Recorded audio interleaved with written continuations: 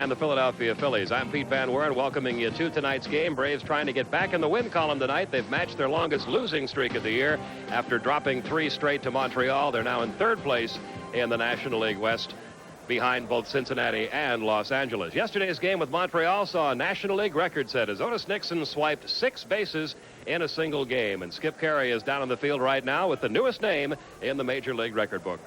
Okay, Pete, thanks very much. Otis, congratulations on the 6 stolen bases. I guess if we'd have known how things were going to work out, you could have stolen home and we'd still be playing up there. Well, just like I said yesterday, I wasn't aware of it. It was more, I was thinking about getting on base my last time up and trying to score the run, trying to tie the ball game, but that was the most important thing. Stolen bases are very nice, but the batting average has to be a tremendous thrill for you. Career .228 hitter. Here you're hitting .360. What's different? Put a lot of work in the last 3 years with Hal McRae, who's the manager of the Kansas City team now and everything. I put a lot of work in with him. I'm still doing the same things, but I just didn't get the opportunity to play, and Bob has given me the chance to play over here a little bit more. Have you ever figured out how Montreal let you go? We haven't, and so we're delighted to have you in Atlanta. Well, it started from last year. I guess it come off a decent season from last year and breaking another record up in Montreal last year, and then coming into spring training, having a good season. Played my way into where they had to do something with the young situation and the amount of outfitters who had, and I became available. Well, we're very glad that you did. Again, congratulations, and we'll be back with the starting lineups, play-by-play story right after this.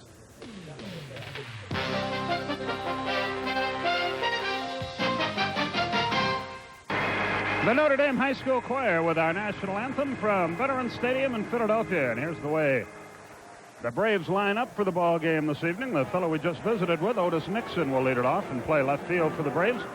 Terry Pendleton will bat second and play third. Ron Gant, the center fielder, hits third. David Justice back in the lineup after battling a virus yesterday, hitting at .311. Sid Bream at first base hits fifth, with Jeff Treadway playing second and batting sixth. The catcher, Greg Olson, bats seventh. Rafael Belliard is the shortstop. He hits eighth. And Steve Avery will do the pitching. He is 7-4 for the year, a 3.77 earned run average. This is his first lifetime appearance against the Philadelphia team. You see the defense of the Phillies. Chamberlain just called up from the minor leagues, as has been Campusano, Murphy in right field. Steve Lake behind the plate with John Kruk, Mickey Morandini, Dickie Thon, and Charlie Hayes around the infield. Von Hayes has been lost to this team for the year. There you look at Tommie Greene's numbers. That's second in the league in earned run average. You see the 2 shutouts. One of those a no-hitter against the Montreal Expos. When he throws strikes, as he has this year, you see just 22 walks there. There's never been anything wrong with his stuff. When he throws strikes, he's a very tough pitcher. So Otis Nixon will lead it off against him. Same 2 teams here tomorrow night, same time. Peter Smith against Jose De Jesus. And then on Wednesday, a businessman special getting started at 12:35. Tom Glavine against Terry Mulholland. Then the Braves come home, take on the New York Mets on Thursday night, Friday night, Saturday night, and Sunday afternoon. It looks like Thursday night. Well, we know John Smoltz will pitch for the Braves, and if things go according to plan, it will be Dwight Gooden Thursday night for the Mets. And then on Friday night, Charlie Liebrandt against Frank Viola. We don't have the rest of the Met pitching rotation for you. So Greene, a Braves #1 draft choice, completes his warm-up tosses. The throw goes to second. Now around the infield, Otis Nixon ready to lead it off, and ready to lead off the play-by-play story. Here once again, Pete Van Weren. Okay, thank you, Skip. Nixon now at .357 for the year. And those 6 stolen bases in one afternoon yesterday have him up to 32 now in the season in the bases stolen department.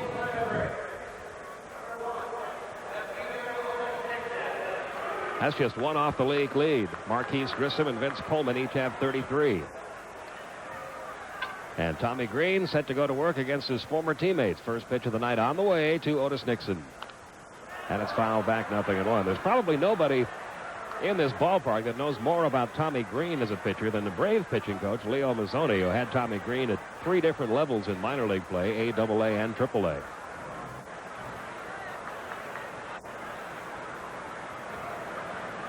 The 1-strike pitch on the way, up and in with a fastball. And Skip mentioned, this guy's always had a good arm, good stuff. Control can be a problem from time to time. And the fact that he's in the starting rotation, there's Leo Mazzoni. The fact that he's in the starting rotation and pitching so well, a bit of an upset because he was in the bullpen at the beginning of the year. A ball and 2 strikes now on Otis Nixon. He has a good fastball, a good curveball. has worked a little bit more this year on a changeup.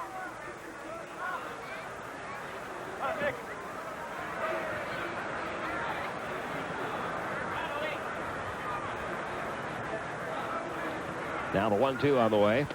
Off-speed breaking ball, just missing 2-2. Tommie, of course, included with Dale Murphy in that trade to the Phillies last year. That's how he got in the Philly uniform. And really coming into his own for Philadelphia this year. High in the air, deep to left center.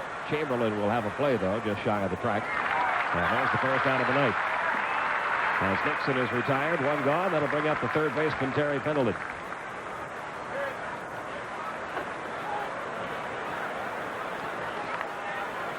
You see the numbers for Pendleton: 310, 5 homers, and 23 runs driven in.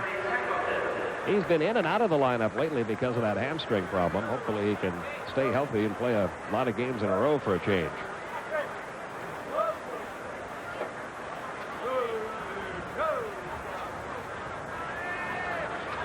Tommie Greene's pitch on the way to Pendleton. Just low and inside, ball one. Sometimes, Skip, and you've known a lot of kids like Tommie Greene, you see him come along in organizations like Atlanta's all the time. They may not live up to the expected potential of the organization they signed with, but a change of scenery can sometimes be the best thing for them. It's funny how it works, and it just proves you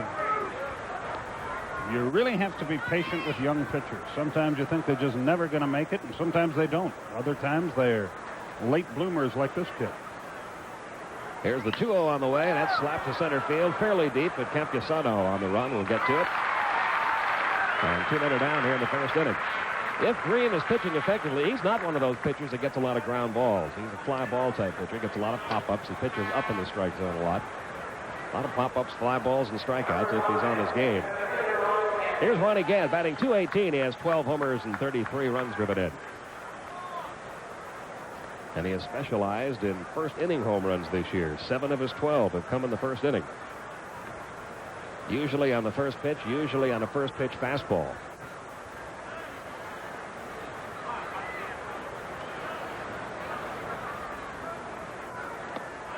Threw him a slider to start out with, 0-1.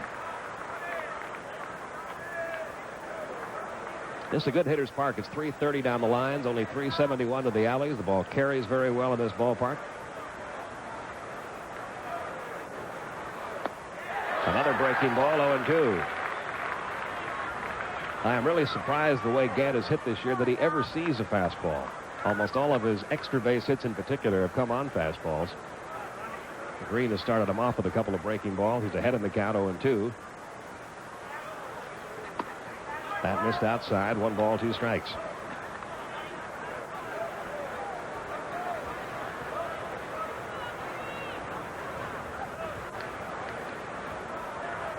Two outs, base is empty, just underway, and a warm, muggy evening there at Veterans Stadium.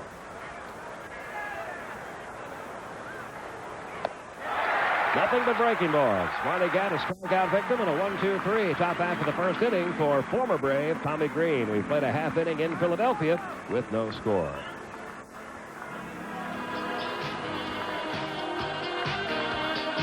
That's the way the Phillies line up for the ball game this evening. Dickie Thon, the shortstop, leads it off, followed by Mickey Morandini, Wes Chamberlain, John Kruk. Dale Murphy bats 5th in right field, then Charlie Hayes, Steve Lake, Sil Campusano, and Tommie Greene. Steve Avery will face that group. And here's Thon, and here's Pete. Okay, thank you, Skip. There's the way the Braves line up defensively behind Steve Avery, making his 14th start of the season. Had his first complete game on this road trip against the Mets in New York. And Dickie Thon, a .250 hitter, leads it off and fouls the first pitch out of play right side. For Steve Avery, this is also a first outing against the team. The Phillies have never faced him before, as the Braves have never faced Tommie Greene before.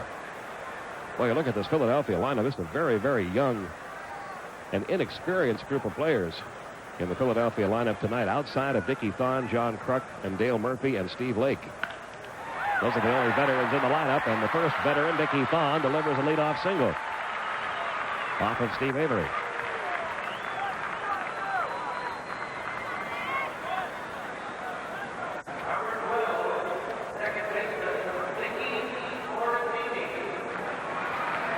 Now second baseman Mickey Morandini, a .262 hitter, since coming up from Scranton Wilkes-Barre. There's been a shuttle going on between Philadelphia and their AAA farm club all season long. It continued today. Andy Ashby, a young pitcher, optioned back to Scranton Wilkes-Barre, and Danny Cox activated from the DL. This might be 2. Treadway will step on second, 1 on to first. Double play. Takes care of the base runner Thon and Mickey Morandini. 2 down.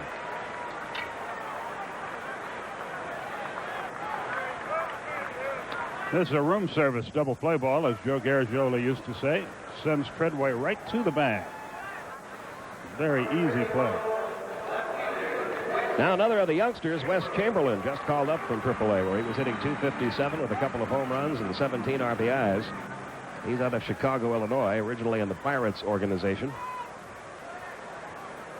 and played at the Jackson State University baseball program. Taking ball 1 from Avery. He came over from Pittsburgh because of an administrative goof-up by the Pirates front office. They put his name on the waiver wire to try to make a roster move, and he was claimed by the Phillies. So they wound up dealing him in the Carmelo Martinez trade. 1 ball, 1 strike. Similar thing just happened to the Cincinnati Reds. Trying to save money, huh? Yeah. Trying to save money and losing Reggie Jefferson, a highly touted young prospect. Wound up dealing him to Cleveland. They put in a claim for him. Here's the 1-1 now to Chamberlain. That sails outside. The changeup missing. 2-1. Chamberlain, 25 years old. Had some great minor league seasons in the Pirates organization. .336 at the A level, .306 at Double-A ball. Changeup strike outside corner, 2-2.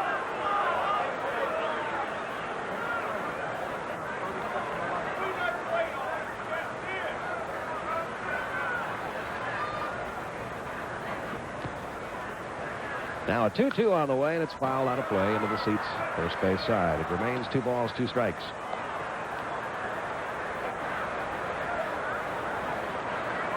Phillies just got home over the weekend. They lost 3 in a row to the Reds, and their home record now under .500. They're 5 under .500 under the new manager Jim Fregosi. 22 wins, 27 losses. And a column, interesting column in the newspaper this morning about the new skipper and some of his policies about speaking to the media after the game. The column reminding Jim Fregosi that if the team is not playing well, it's not always the manager's fault. The manager can only be as good as his players.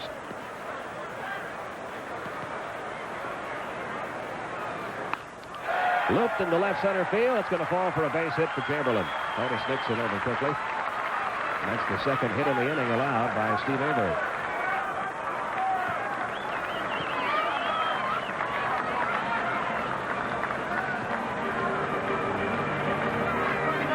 Let's see what he hit. Curveball. Didn't get it down as low as he wanted to.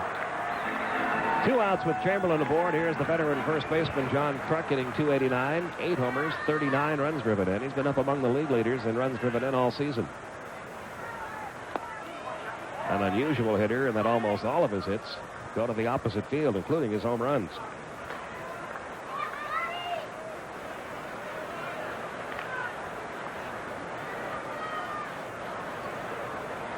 No score, bottom of the first. A runner at first, 2 outs. High and deep to right field. He pulled that ball just as far as he can go. It is gone. 2-run homer for John Kruk, who doesn't hit many to right or right center, but that's his second home run to right field against the Braves this year. His 9th homer of the season. He now has driven in 41. It's 2-0 Phillies. 3 of the first 4 men for Philadelphia have hit here. He mashed this ball. Fastball up and in. It was faster on the way out. So with 1 swing of the bat, it's 2-0 Philadelphia. John Kruk putting the Phils on top, and here's the longtime Brave Dale Murphy, who comes in with a .258 average, 9 homers, 29 runs driven in.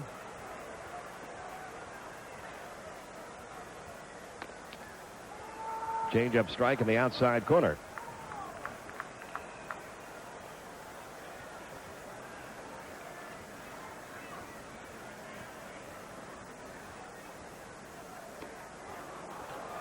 Quickly 0-2 now on Murphy.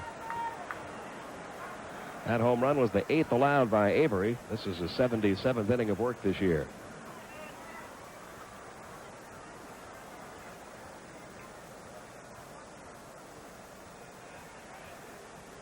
Here's the 0-2. Lined right at the shortstop Billiard. Another hard hit ball, but right at the Brave shortstop. And that retires the side here in the bottom half of the first inning. But the Phillies strike for 2. John Crux, 2-run homer, doing the trick. We go to the second inning, 2-0, Philadelphia.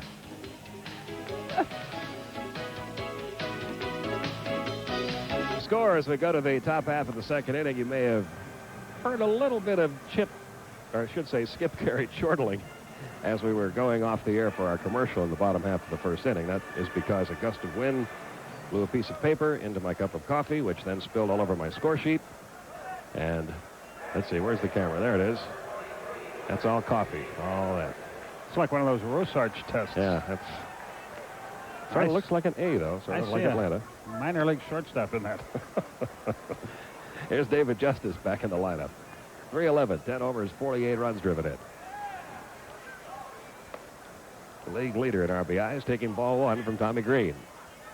David didn't start the game yesterday, wasn't feeling well before the game. Feeling 100% better tonight.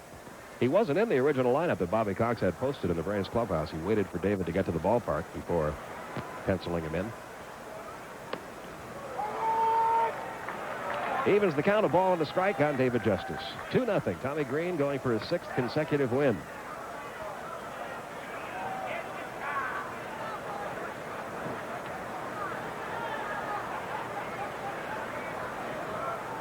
And here's the 1-1 now to Justice. High fastball. He challenged him that time and got away with it. 1-2.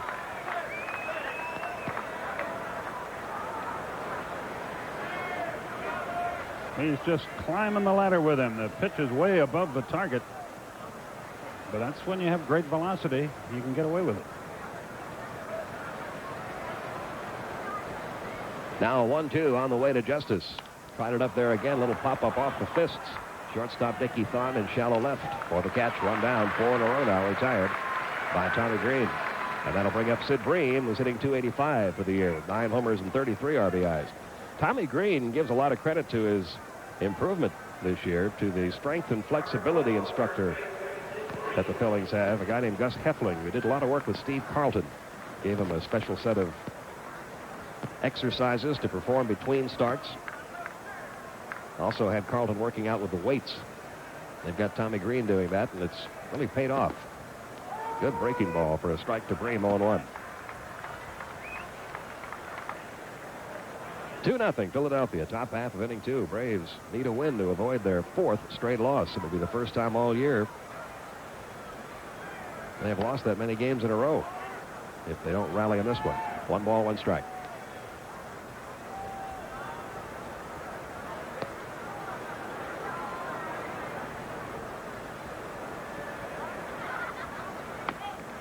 Good location with that fastball inside corner, belled high, 1-2.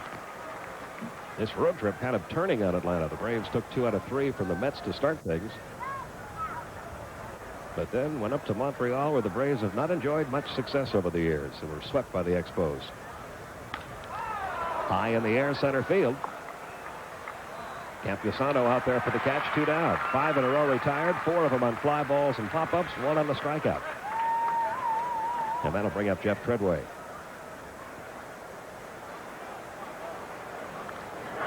Jeff's still hitting .330, but he hasn't gotten to use that bat much lately. Bothered by a hamstring problem and a couple of touches of the flu on 2 separate occasions.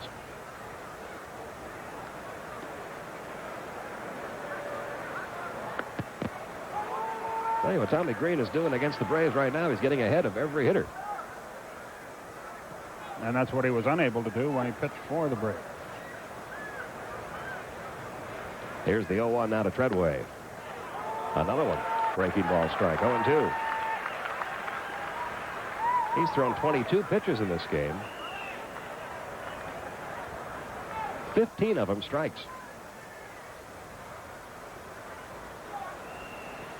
Greene's 0-2 pitch. Fly ball again. Shallow center field. A late jump for Campusano, and he's not going to get to it. It falls between him and Dickie Thon, who tried to recover because Campusano didn't pick up the ball right away.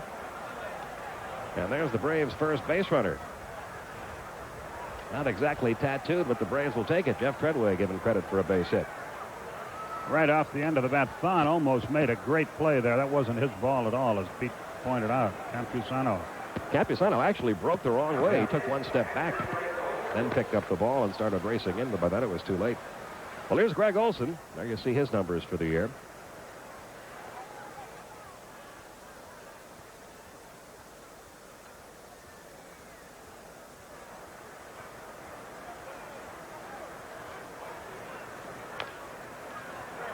Oh, and 1 the count on Olson.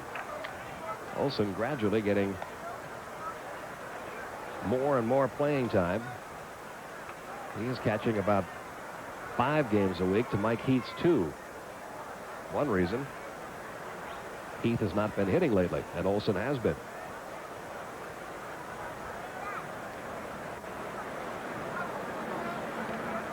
Two outs, Treadway aboard.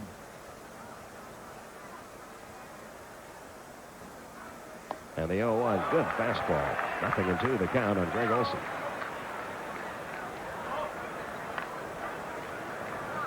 That April earned run average mostly in the bullpen for Tommie Greene. He was just kind of a mop-up guy, long and middle man, until pressed into service as a starter.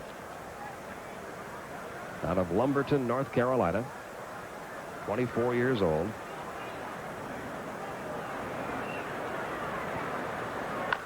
Little chopper hit out towards second where Morandini makes the play. And that's all for Atlanta in the second. So the base hit doesn't hurt. The runner is stranded at first, and we go to the bottom half of inning 2. Still 2-0 Phillies. Phillies up 2-0 on the John Kruk home run. And Charlie Hayes, who's really been struggling offensively this year, will lead things off for the Phillies. This is a good player, Charlie Hayes. And it's really a mystery why he's only hitting 193. As Skip mentioned, the other Hayes on this Phillies team, Von Hayes, had his right arm broken, hit by a pitch from Tom Browning. He's gone for the year. Lenny Dykstra, of course, still missing. Darren Dalton. They've had nothing but troubles. In the air to right field, Justice on the run. Should get there, and does. 1 pitch, 1 out in the bottom of the second, and that'll bring up the catcher, Steve Lake.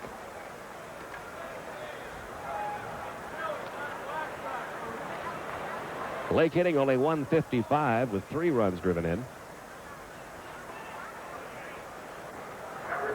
Conflicting reports depending on who you talk to about when Dykstra might be back. He claims he'll be able to get back by the 4th of July, but his doctors don't think so.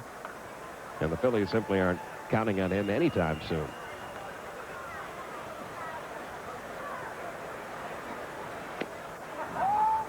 One ball, no strikes to Steve Lake.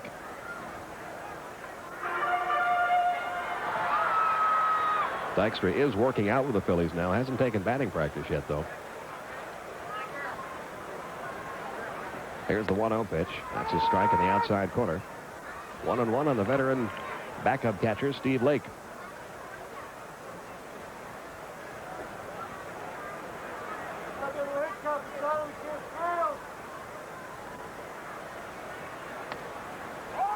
The changeup misses 2-1. Lake has had that number 2 catcher's role for several ball clubs. He was with the Cubs for 4 years, the Cardinals for 3, and now his 3rd year with the Phillies.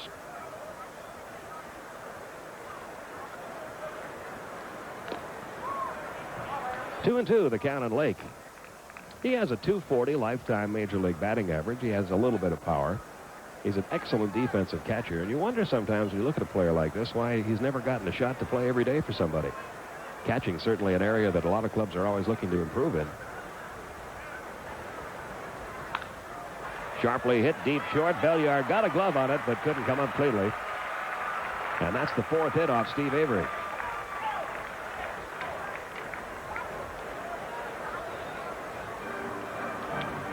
Even if Belliard makes this play, which would have been exceptional, he'd never throw him out. He's running right away from first base. And quite frankly, Steve isn't fooling him so far tonight. That's one of the problems you get with the young pitchers. the inconsistency after his brilliant performance against the Mets, where he may have had the shutout. A controversial call. Howard Johnson's 9th inning home run might have been foul, but they called it fair, and that was the only run Avery allowed. But here he is next time out and struggling right from the start. Here's Sil Campusano, just called up from AAA. He was batting .255 at Scranton Wilkes-Barre. 4 home runs and 23 runs driven in. Another of the youngsters. Phillies got him in the draft back in '89, drafting him from the Toronto Blue Jays organization.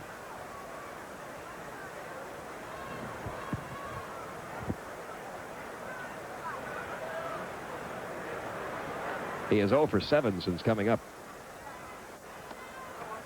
2-0 the count.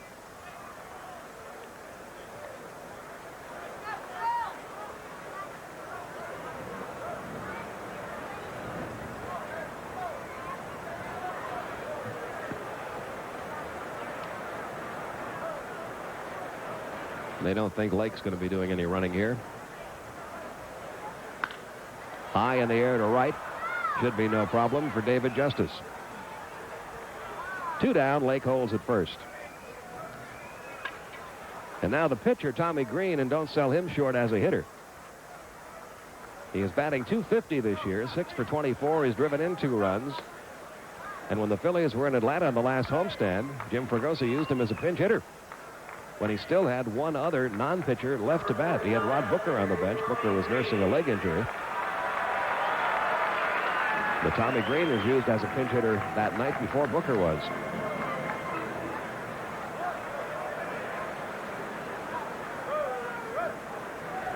Two outs, Lake aboard. 2-0 Phillies, bottom of the second. 0-1 on Tommie Greene.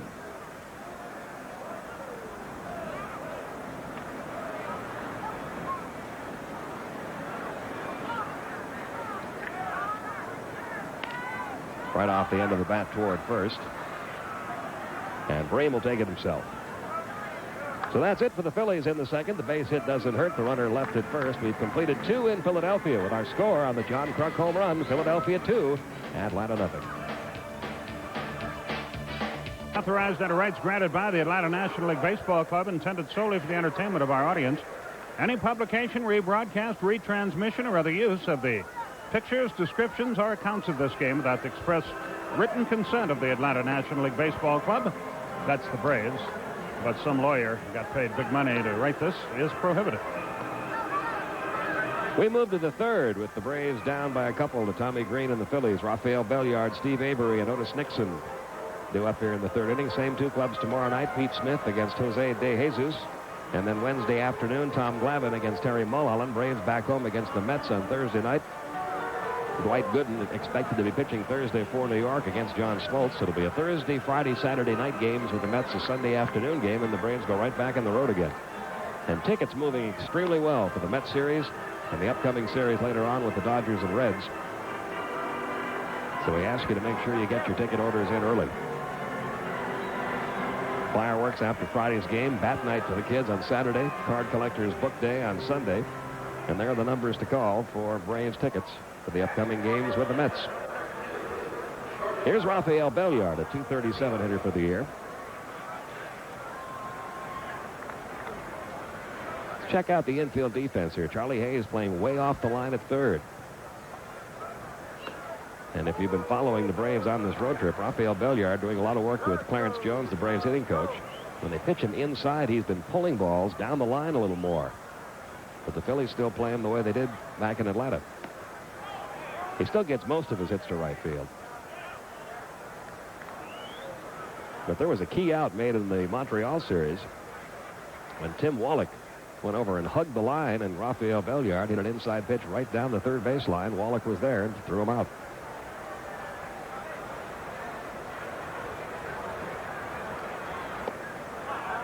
Two and one the count now on Belliard.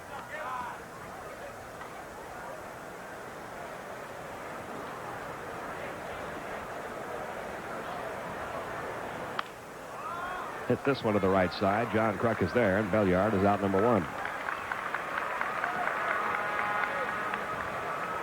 Now the pitcher, Steve Avery, who in addition to pitching a brilliant game against the Mets, Had a 4-for-4 night at the plate, including a triple. 3 singles and a triple to get his season average up to 240.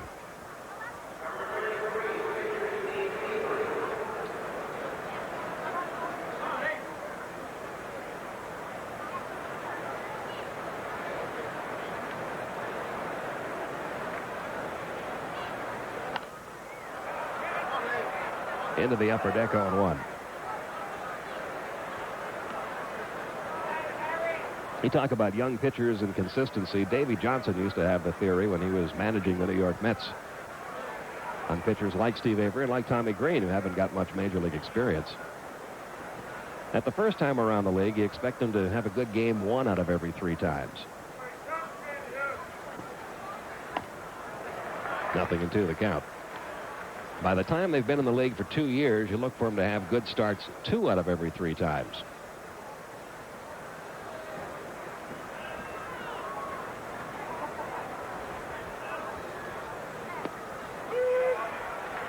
Avery caught looking. Good breaking ball got him. Second strikeout for Tommie Greene. 2 gone in the 3rd. He is on a roll.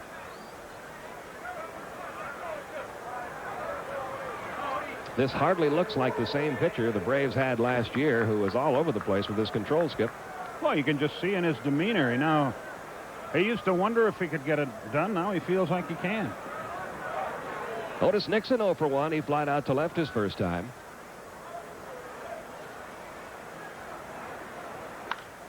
And he's going to do it again. Wes Chamberlain waiting for it out there. A 1-2-3 inning for Tommie Greene. Nothing doing for the Braves in the 3rd.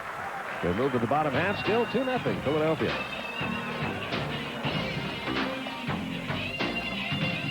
Top of the order for the Phils as they move to the bottom of the 3rd. Dickie Thon, Mickey Morandini, and Wes Chamberlain. Thon got it started with a base hit in the 1st inning, then was erased in a double play. But then came Chamberlain's single and Kruk's 2-run homer.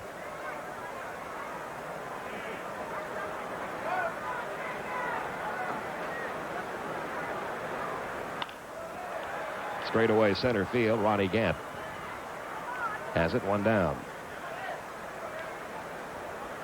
Now Mickey Morandini hit into that 4-3 double play in the 1st.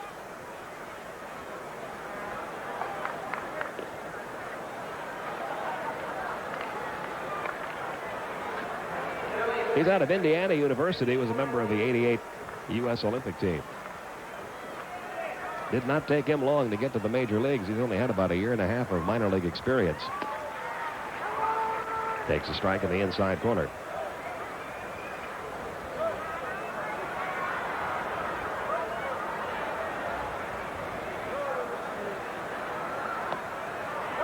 One and 1 the count now on Morandini.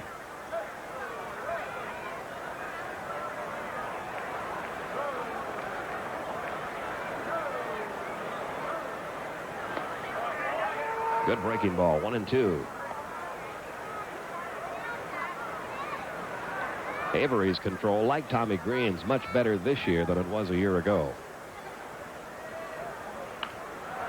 Toward short, caught in the air by Belliard for out number 2. So quickly 2 are down for the Phils, and now Wes Chamberlain, who had a base hit in the 1st inning and scored on Kruk's homer.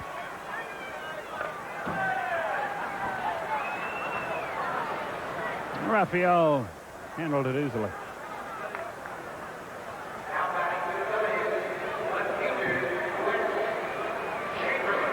Chamberlain now 5 out of 14 since joining the Phillies.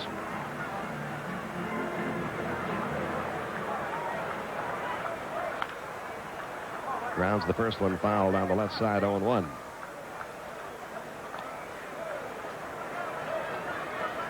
Had a big nostalgia day here at the vet yesterday afternoon. Final game of that Reds-Phillies series. Both teams wore uniforms that were worn by them back in the 50s.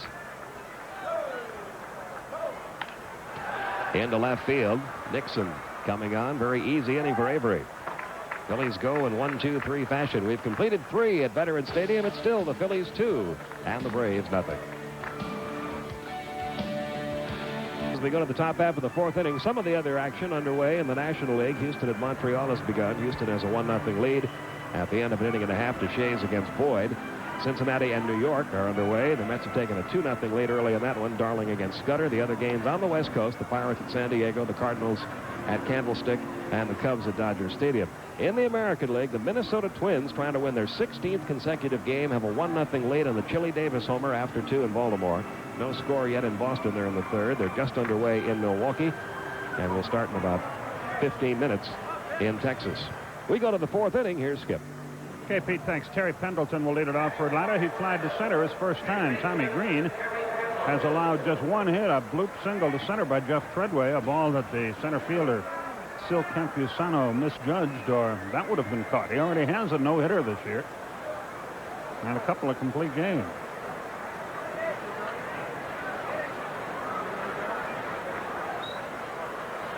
He's into the wind on the pitch.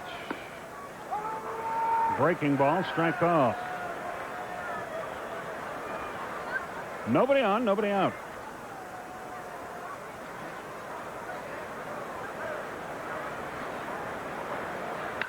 That ball is well hit into center, no doubt about that one.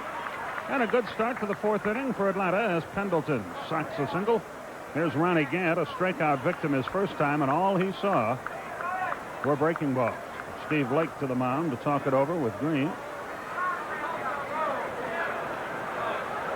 Greene 6 starts, 2 complete games. You never know exactly what those meetings are all about, but Steve Lake might have told Tommie Greene there, I'd like to get a fastball to Ronnie Gant just to have him see it, but let's not throw it to him for a strike. Pendleton a short lead at first.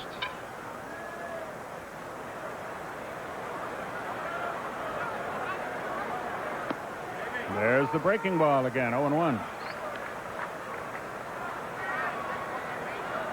Despite the low batting average, Ronnie is still up there among the top in the power department. He has 33 RBIs, and a good portion of the time he's batted leadoff, so his production all right.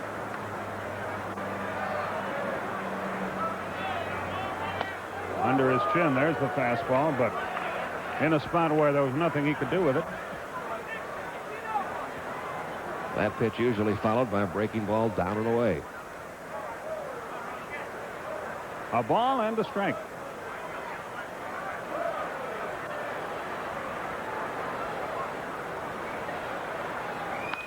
Swung. It was a breaking ball. He popped it foul back and out of play. So Greene gets out in front, 1-2.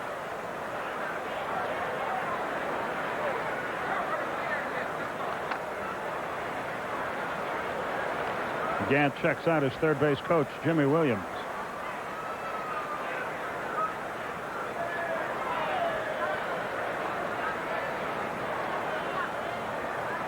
Pendleton edges away. Line, base hit left field on a 1-2 pitch. Pendleton will stop at second, and the Braves have something brewing here in the 4th. Gant just reached out and served it into left field. Here's David Justice, who leads the league in RBIs with 48. And it was a breaking ball, but not a good location this time for Greene. He got it right out over the plate. Justice popped to short his first time. So the tying runs are aboard with nobody out. We're in the 4th. Sid Bream is on deck.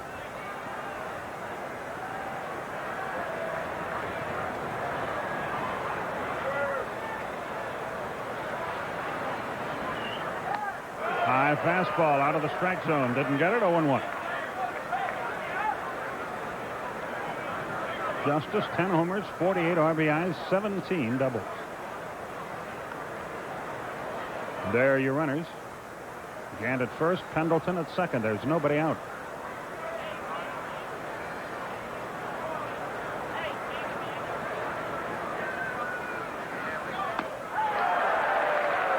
Threw it right by him.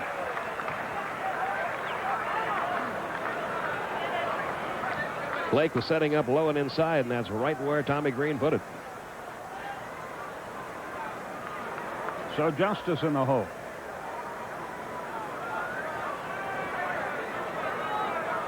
And the 0-2 pitch about to be forthcoming. He lost Gant on a 1-2 pitch.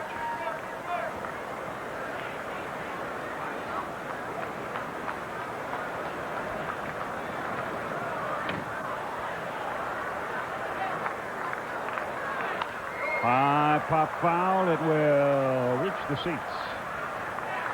And the fans battle for the souvenir. And the Philly fanatic is involved as well.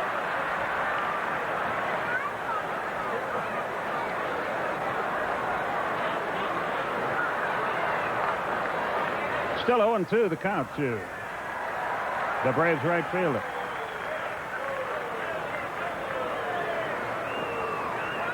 And it was on the road where he pitched the no-hitter.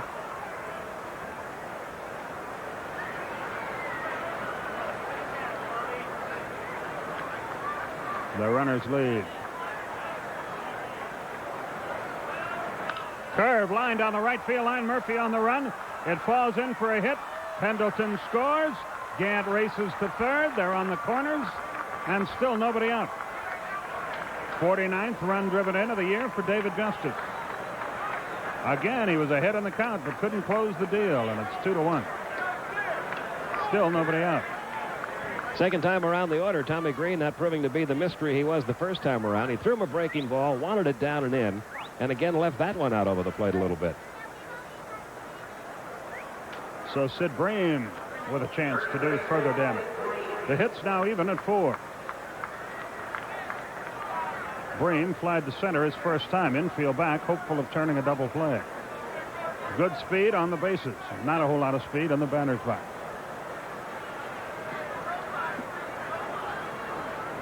Line right field. That's going to fall for a hit. Braves are first and thirding him to death. Gant scores. Justice at third. It's 2-2. 4 straight Atlanta singles. They're still at first and third. There's still nobody out. Saw the Braves take a lot of strikes the first time around the batting order. This time they've been very aggressive, regardless of the count. Bream swinging at the first pitch, got a fastball inner half of the plate. He does that a lot with that pitch. So it's a 2-2 ball game. The pitching coach of the Phillies, Johnny Padra's out for a quick word with Tommie Greene. Activity begins in the Philadelphia bullpen. Looks like Joe. Well, come to think of it, there may not be any activity. And Jeff Treadway is the batter. He blooped to hit his first time. Yeah, there's a right-hander up and throwing for the film. The pitch. Double play ball. Out there, and the Braves lead. A 4-6-3 double play, no RBI, but a run crosses the plate, and it's 3-2 Atlanta. And again, you're seeing a different approach to Tommie Greene. He's throwing so many strikes. The Braves are up there looking for a pitch to hit, the very first pitch. Treadway hits into the twin killing, 4-6-3, but the run scores, and the Braves lead it. It's a 3-2 ball game. Ackerfeld's up and throwing in the bullpen. 2 out, nobody aboard, and Greg Olson, the batter.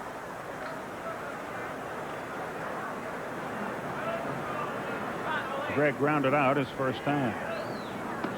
Curve on the corner, 0-1. 3-2 Atlanta, now our score. These are two teams that have hit the skids here lately, both trying to bounce out of it. Check swing. Did he go? Yes, 0-2. So Olson is quickly in the hole. Rafael Belliard waits to hit next.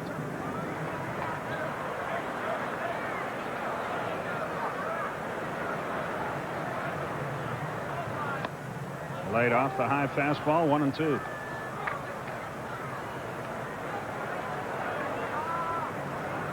Bobby Cox looks on from the Atlanta dugout.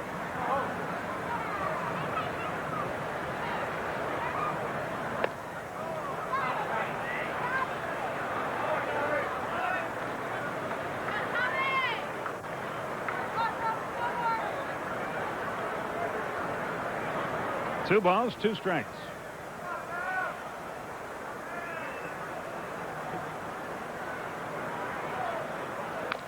Right off the end of the bat. He fought off the curveball. Still 2-2. It's the first time in any of Tommie Greene's starts this year that anybody has scored 3 earned runs off him.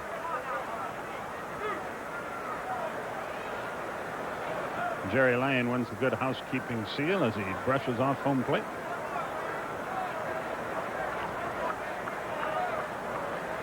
And the 2-2 pitch is forthcoming to Greg Olson.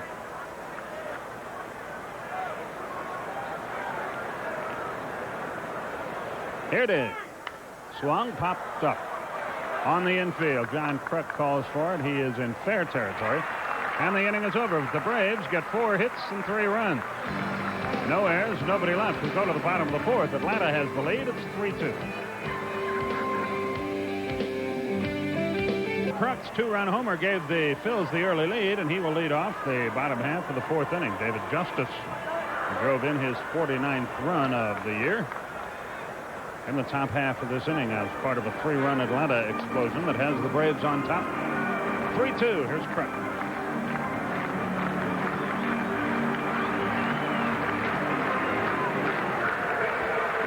Big Braves fan Wilma Owensby from Maryville, Tennessee, celebrating her 84th birthday today, and we'll wish her many happy returns.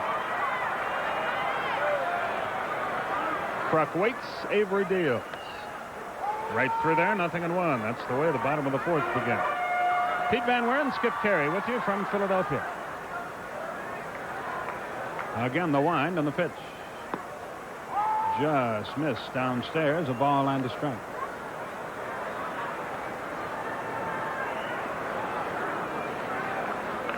Kruk has had 7 games where he's driven in 3 or more runs this year. Ground ball to second. Treadway fields and throws. 1 down. And Dale Murphy, the batter, lined to short his first time.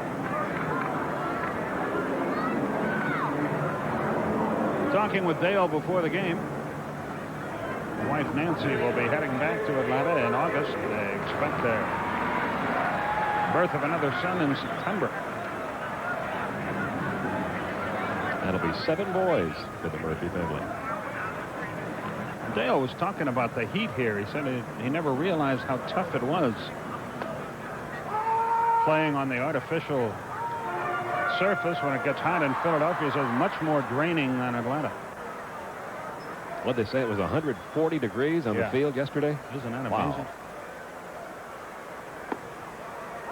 Another interesting item in the paper in the business section today said the average cost for a family of 4 to attend a Major League Baseball game, $76.22, which is still far lower than any other sport. Up the middle, headed for center field. Murphy has a hit.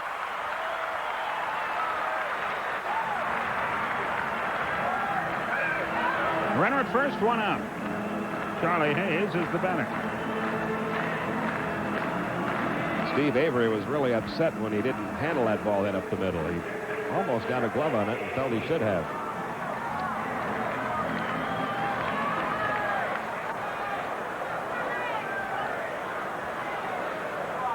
Hayes flied to right his first time.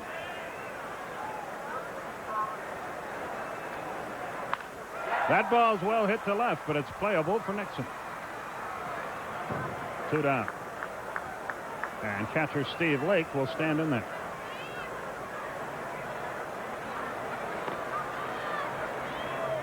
Lake singled his first time.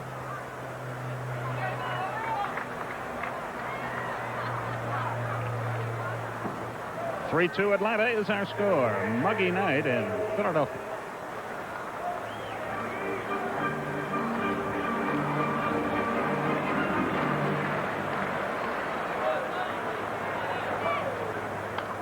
Fouled away into the seats, 0-1.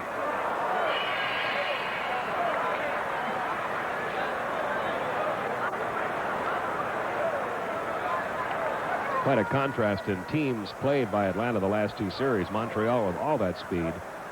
And then this Philadelphia team who has only 30 stolen bases as a team this year. Ground ball, fair into the right field corner. It's going to kick off that wall.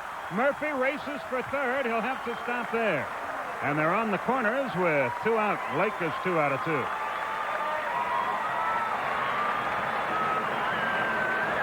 Justice did a good job on that ball. Sometimes the way that wall sticks out, if you misplay it, the tying run might have scored. When that ball gets down toward that corner, if it kicks into foul territory after getting past the bag, and it was fair when it went over the bag, but now it gets down toward that corner where the railing in the box seats comes right out to almost where the field starts. And you get a lot of odd caroms that way. You saw Justice heading toward the corner, Because if the ball misses that railing, it goes all the way down into the corner. Sil Campusano has a chance to tie things up here. 6 hits now off Avery. We're in the bottom of the 4th, but he leads 3-2.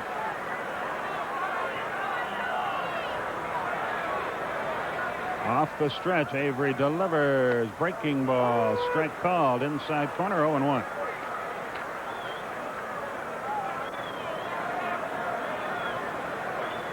I think this Jerry Lane, I've always thought he's an outstanding ball and strike umpire. The pitch. Swung and missed. It's 0-2. He has a very deliberate style, which is tough on announcers, nobody else. But you don't see many questions from hitters or pitchers. I can think of only one pitch in this game that Olson held a little bit longer, hoping for a strike call. That was called a ball.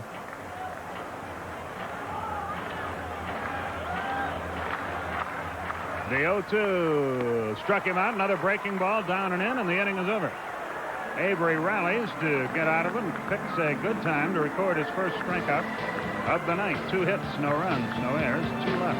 At the end of 4, your score, Atlanta 3, Philadelphia 2. We go to the top of another 5th, and Rafael Belliard will lead it off for Atlanta. It will be Belliard, Avery, and Nixon.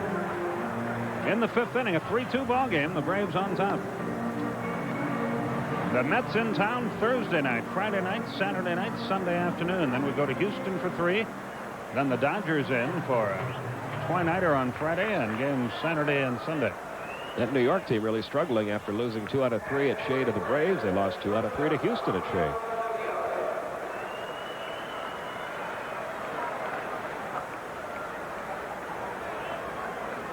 So Belliard stands in to lead off the 5th and hits a foul to the right. Look out, folks. It's 0-1.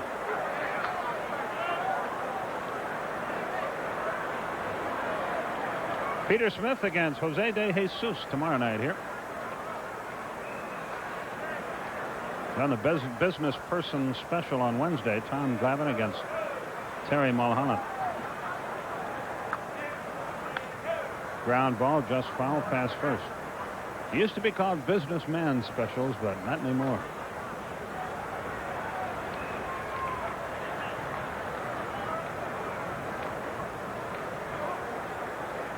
And whatever became of Bob Knepper? The National Organization of Women's favorite Major League ball club. The wind and the pitch. Foul back. I would imagine he is now a business person.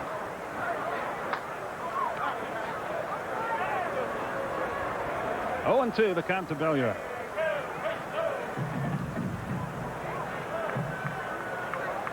Tom O'Berry from Jacksonville, Florida here rooting for the Braves.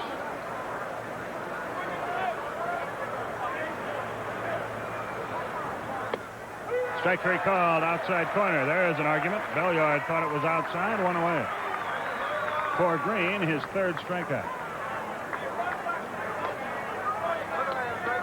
Well, Belliard may have a point. You saw Steve Lake pull that ball back in after catching it. It might have been a shade outside. Belliard thought so. Steve Avery, the batter.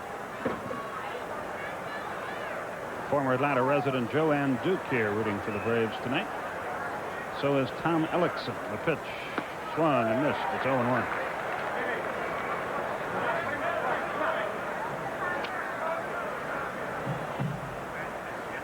One out, nobody aboard. Tried to bunt his way on, didn't get it.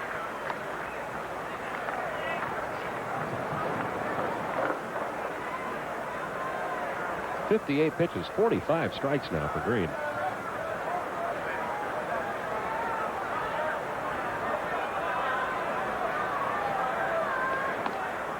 Not that time. It's 1-2. Angels lead the Red Sox 3-0 after 4. Otis Nixon waits on deck. There's 1 out in the inning. Struck him out with a fastball, 2 down. Otis Nixon is the batter. And here's tonight's Safeguard Safe at second feature. The modern day National League record for most stolen bases in one game now belongs to Otis, who did it yesterday. Stole first and second, or second and third rather, 3 separate times. in that game. For a minute there, I thought you had a big scoop. So did I. That coffee on the squishy. Pitch outside. 1 ball, no strikes.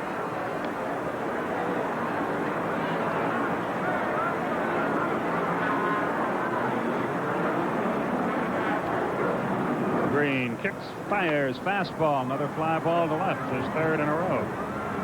Chamberlain there, and the inning is quickly over. Nothing doing. No hits, no runs, no errors, none left. We've completed 4.5 at Veterans Stadium. Braves lead 3-2.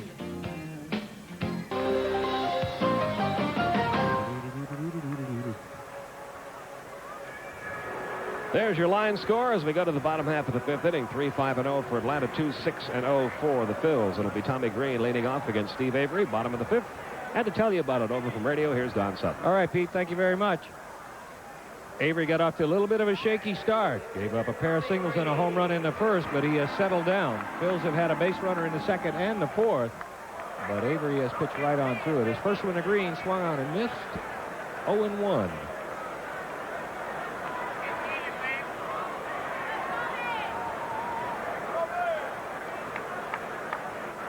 Couple of pitchers with pretty good batting averages locked up tonight. Greene's at 240. Avery's still at the 230 mark. But both of them taking swings like guys hitting 140. Or lower. 0-2. Speaking of Steve, he wants to send along get well wishes to his grandfather Peter Hustler, who is not feeling well in Southgate, Michigan. And Mr. Hustler, we'll throw our best wishes along with that too. Get well soon. Your grandson's pitching the gym. That's deep to left field, and Tommie Greene has a homer.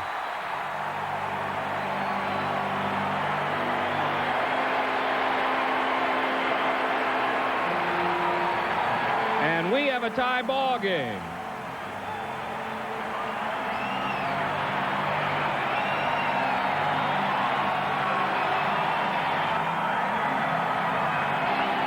That's Tommie Greene's first ever home run, and it comes against his old teammates. And watch Tommie Greene admire this one. Breaking ball out over the plate. He gets the good cut, takes about 1 step down the line, then just stood there and watched it go out of here. Pitchers don't get to see that often. He wanted to make sure he didn't miss any of it. And I guess he took our comments about his swings too personally. Avery laughing about it, saying, you got to be kidding me. I've seen him hit in the 445 game. To the top of the order, Dickie Thon, the 1-hopper to Pendleton.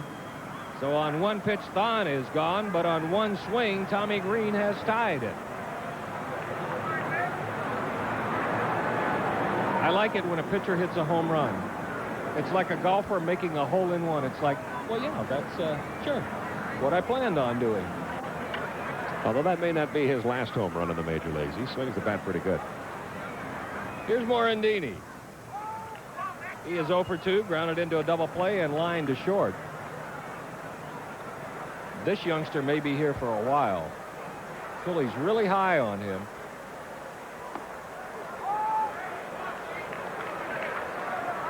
Randy St. Clair up now in the Atlanta bullpen.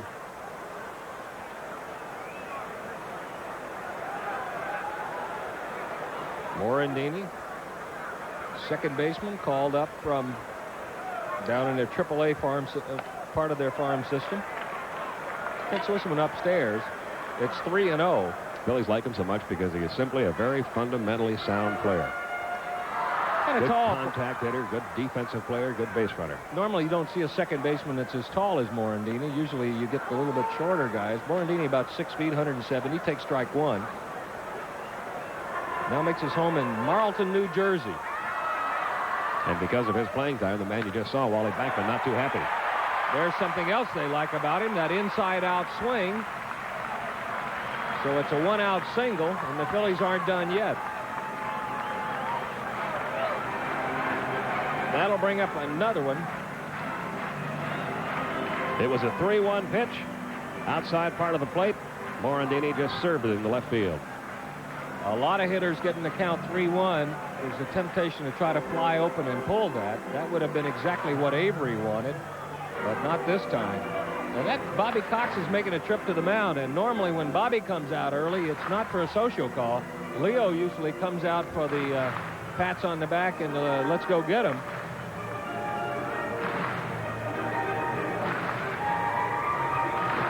Bobby's had a little bit of a quick hook the last 2 days. Dropped a quick one on Charlie Leibrandt yesterday. And he's going to make the change here. I think Steve Avery tried to talk his way into staying in the ball game. And Avery with the same look on his face as right after the Tommie Greene home run. So I'm sure he's a little bit surprised by that. I have to admit, I was a little surprised to see Bobby Cox come to the mound, and Avery is not going to wait for the reliever. You can tell by the expression on his face he can't believe this either. So Avery is out of there. Randy St. Clair will come on, and we'll be back after this timeout.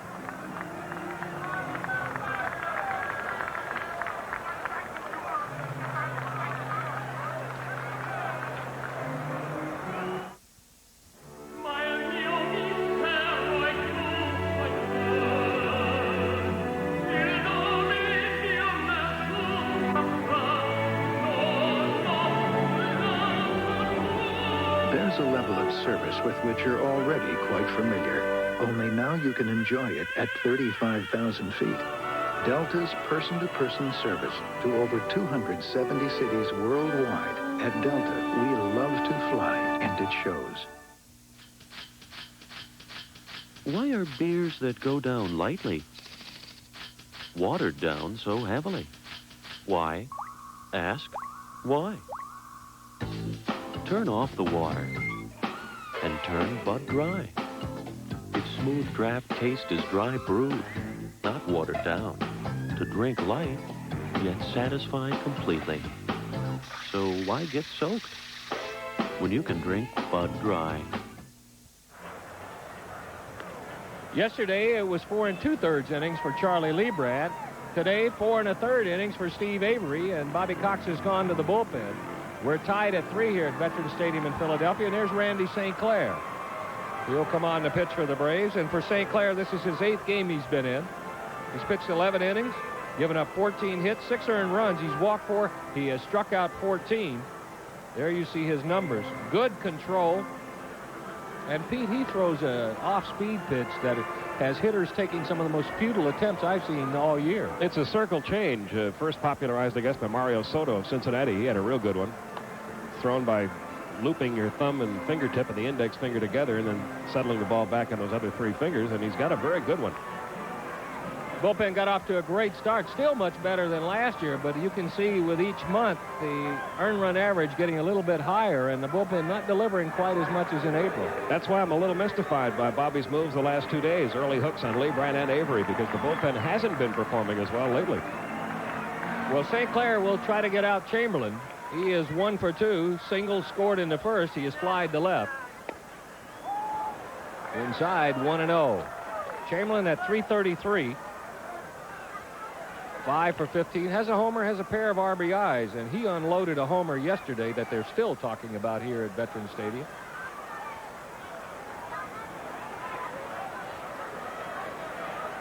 Braves play him slightly to pull, double play depth in the infield. That's foul. It's 1-1. 3-5-0 for the Braves. The Phillies 2 in the first, 1 in the fifth. They're 3-8-0.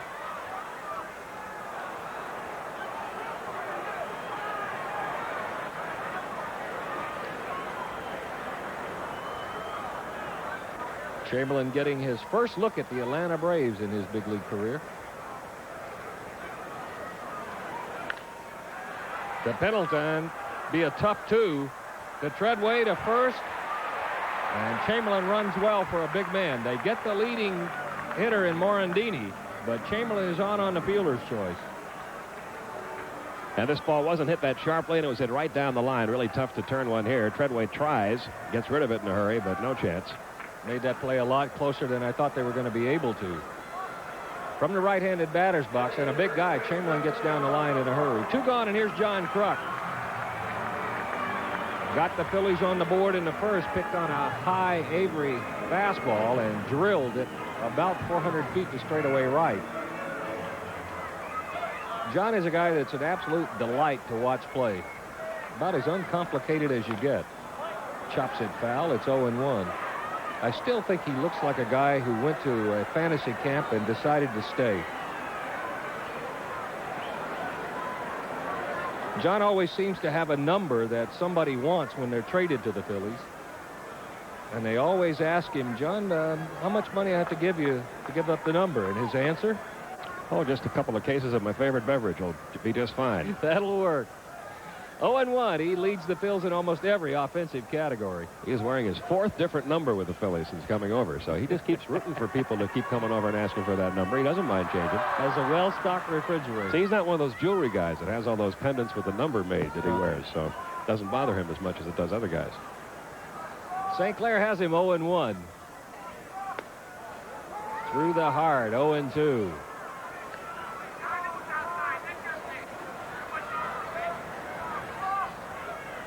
John, with one more hit tonight, if he can pick it up, will give him 17 multiple hit games this year. So he has delivered for the Phillies every year since coming over in a trade from San Diego. Trade brought Randy Reddy for Chris James. Randy Reddy and John Kruk. There's that changeup, and it's a dandy. It's 1-2 to John Kruk.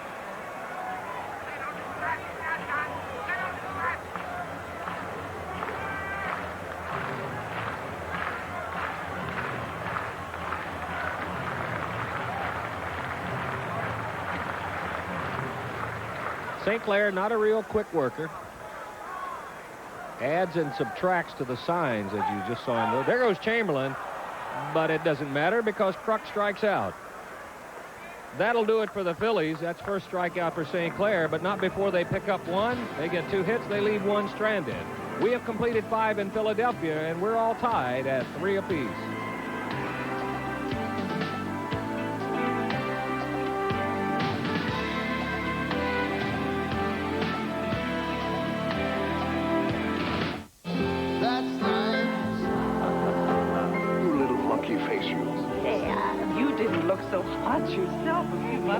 When the medical crisis is gone, the bills should be too. Aflac Supplemental Insurance helps close the gaps in your health insurance, like deductibles, co-payments. Aflac lets you get on with your life. Grandpa came through a lot to see you. She's my girl. Life supplies the surprises. Aflac supplies the peace of mind. Television's best sports team is now the first word in sports. Nick and Fred are moving up to a new time, 11 p.m. Eastern.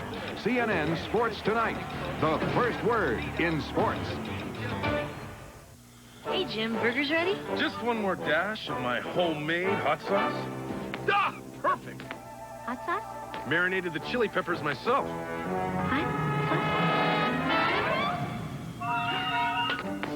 Ah, just the way I like them. Where there's good food and good times, it's only natural. Natural Life from Anheuser-Busch. Tasty. Anybody seen my hat? I love it. I think he'll love it. He loves it. The colors you love for the people you love. Pittsburgh Paints, proud sponsor of the U.S. Olympic team. It's a 3-3 game. We're moving to the top half of the 6th inning. We're going to take a look at the other scores, beginning with the American League, because Minnesota's the story right now, and they're trailing Baltimore 2-1. Chili Davis, a home run for the Twins. Cal Ripken Jr. and Mike Devereaux, home runs for Baltimore. Minnesota trying to win its 16th game in a row. California leads Boston in the 5th. Oakland, Milwaukee just started, and so did Kansas City, Texas. Quickly in the National, Houston still leads Montreal 1-0. They're in the 4th now. The New York Mets have a 2-0 lead over Cincinnati in the 3rd. The other games on the West Coast. 3-3 here, and here's Terry Pendleton. There's a look at Dallas Green. He spent a few years here. That big ring that he sports in his left hand, the championship ring from his days here in Philadelphia as manager. First was the Pendleton outside, 1-0. No base on balls issued by Avery, St. Clair, or Tommie Greene. Maybe not that much of a surprise for the Braves pitchers. Breaking ball drops in there. It's 1-1, but it is for the Phillies. Phillies have walked 292 while striking out 372, and the Phillies lead the world in wild pitches. They've already delivered 44. That's in there. It's 1-2. Contrast that to the Braves, who've only walked 175. There you see a couple of other categories they lead the National League in. Braves with 351 strikeouts coming into the night have only walked 175. Well over 100 less than the Phillies. 1-2 to Pendleton.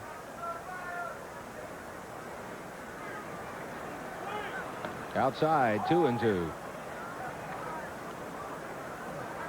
Tommie Greene may have found what was lacking to help him develop as a big leaguer. Whatever he's found here, he's averaging over 7 innings a start. Fouled away by Pendleton. It's just remarkable to watch him pitch now compared to the way he was pitching a year ago, and he was 3-1 and 2-0 on everybody. Getting ahead with the breaking ball. Braves able to score because he didn't change his pattern the second time through the lineup. Dropped the breaking ball in for a strike, then here comes a fastball or another breaking ball for a strike. He was missing where he wanted to put it, and the Braves weren't. He has Pendleton 2-2.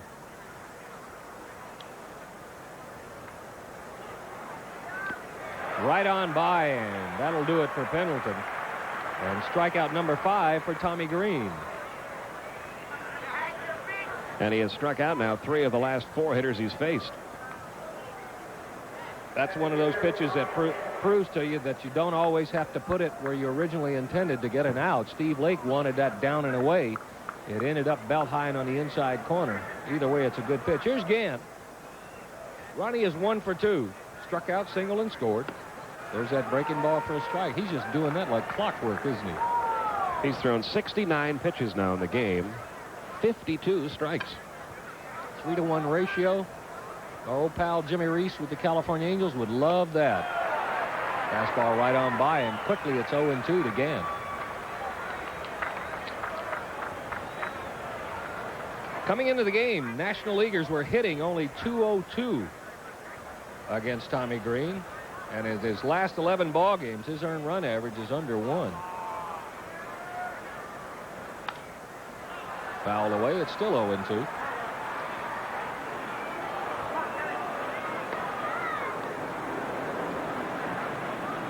Johnny Padres, all-time great Dodger pitcher, a legend from the Brooklyn Dodger days, and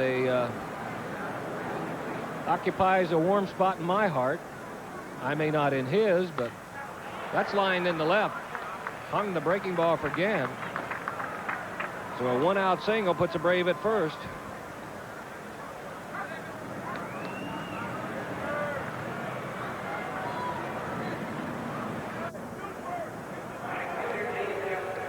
Here's Dave Justice. David 1 for 2, popped a short single. He also scored. Braves got 4 singles in a row back in the 4th inning. Pendleton, Gant, Justice, and Bream. Gant at first.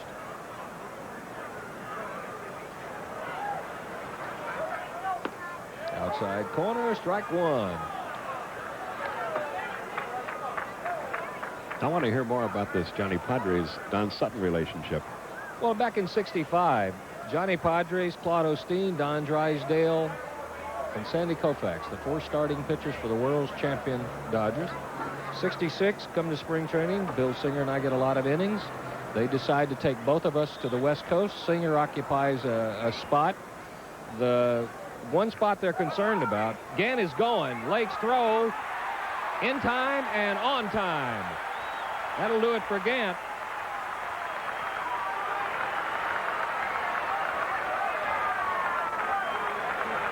Well, we told you earlier in the game that Steve Lake, a good defensive catcher, has an excellent throwing arm. He has been doing this throughout his entire career. Has one of the highest success ratios throwing out base stealers of any active catcher. 52%. The throw, quick release, on the money. And it's only the 3rd time Ronnie Gant's been caught stealing all year in 13 tries. Up the chute by Justice. Lake back to the screen, but he'll watch it get out of play. So it's 1-2 to David Justice. So in '66, at the end of spring training, they decide to carry Bill Singer and myself, Claude Osteen, and then Koufax and Drysdale were coming back. Johnny Padres, the odd man out. He was traded to Detroit. And as he was leaving after the trade in spring training, he came over, put his arms around me, and said, "Good luck, kid. I think you're going to be here for a while." Very nice. It was very nice. I'm not sure I could have done that. But he's a classy guy and a great teacher. Possessed probably the best changeup of his era.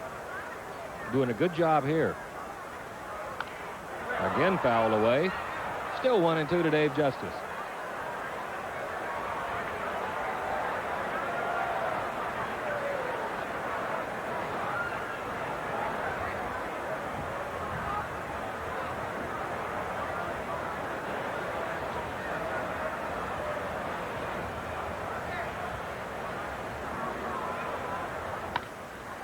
On the ground, knocked down by Kruk. He feeds Greene, and they nip Justice.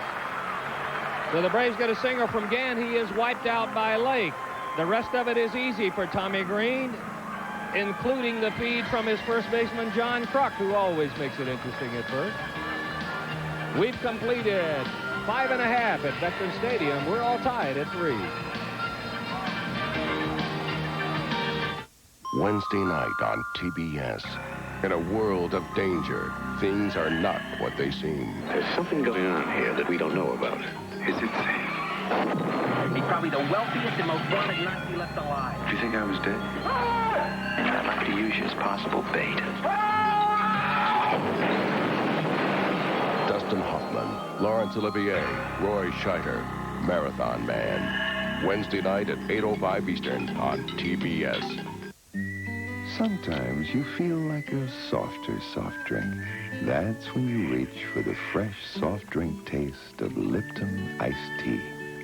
It's pure, smooth refreshment that goes down easy. It's soft on your taste. Life's hard enough.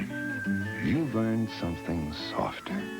Lipton iced tea in bottles and cans. The softer soft drink. Yeah, I love it. That's the color. It's perfect. You like it? I love it. The colors you love for the people you love. Pittsburgh Paints, proud sponsor of the U.S. Olympic team.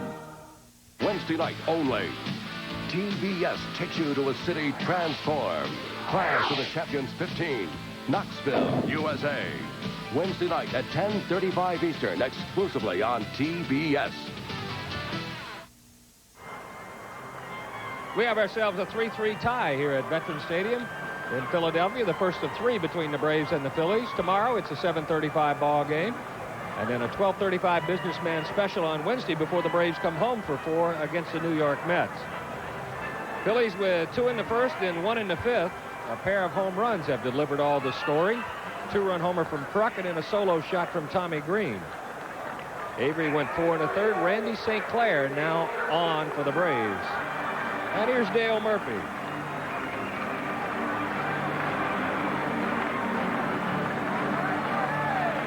Murph lined to short and singled. 1 for 2 on the night, 261 on the year, but is wearing it out here at Veterans Stadium. The single pushed his average to 325 here in Philadelphia. That's a familiar sight. Throws his bat at the changeup, gets a little piece of it.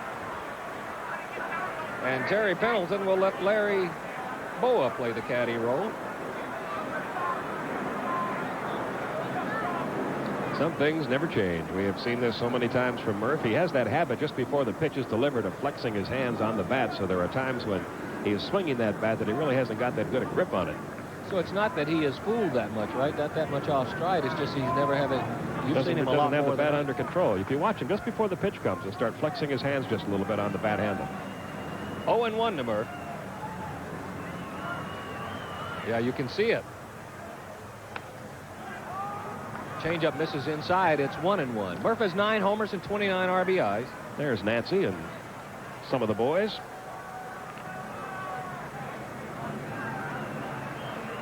Wonder if this weather reminds her of home. Breaking ball misses. It's 2-1. Murphy, Hayes, and Lake. First 3 due up here in the 6th for the Phils.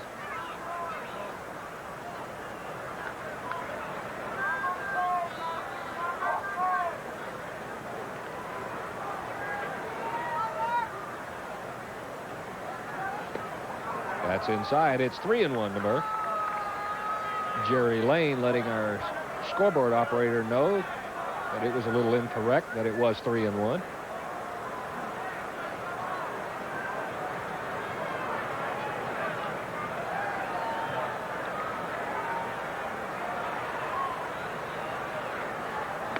Inside, ball 4.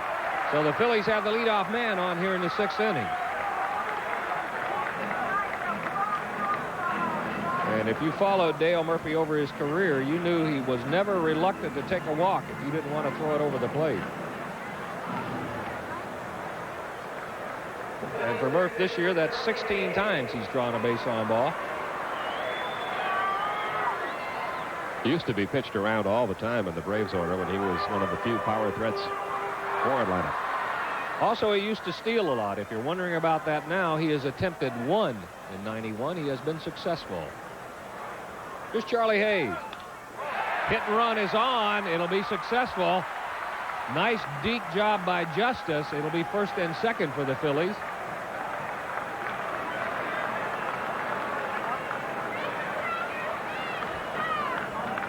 It looked like a perfect hit and run when it left the bat of Charlie Hayes, but the ball was hit so sharply. David Justice coming on, got to it quickly. He's got a good throwing arm, so Murphy could go no further than second base.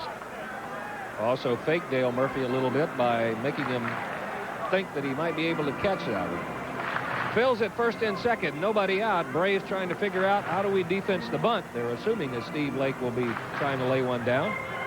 Lake is a perfect 2 for 2, a pair of singles.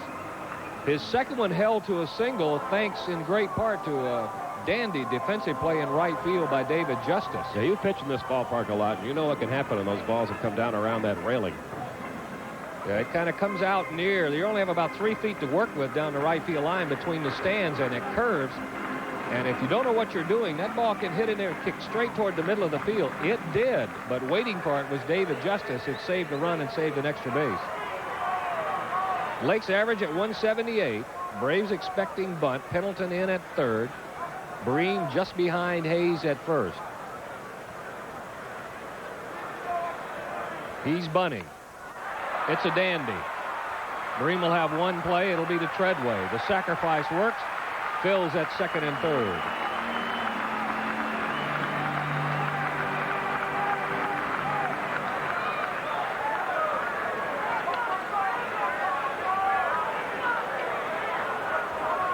Murphy at 3rd, Hayes at 2nd.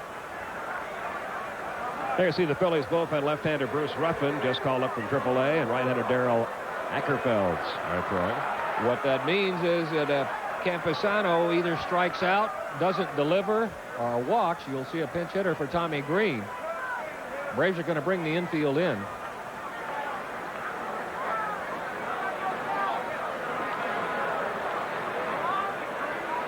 There you have a look at the defense. In behind the line that would let you know where the dirt was, where there's dirt on artificial turf. Bobby Cox shooting out his defensive signals. A walk to Murphy, a single to Hayes, and then Lake sacrifice. Phil's at 2nd and 3rd. We're tied at 3. Bottom of the 6th at Veterans Stadium. Speed and in there. Strike 1 to Campusano.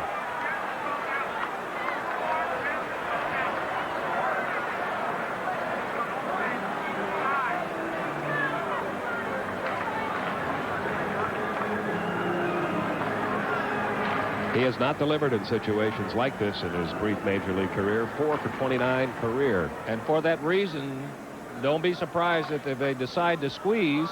Bobby Cox, Greg Olson thinking the same way. The pitch out, nothing doing.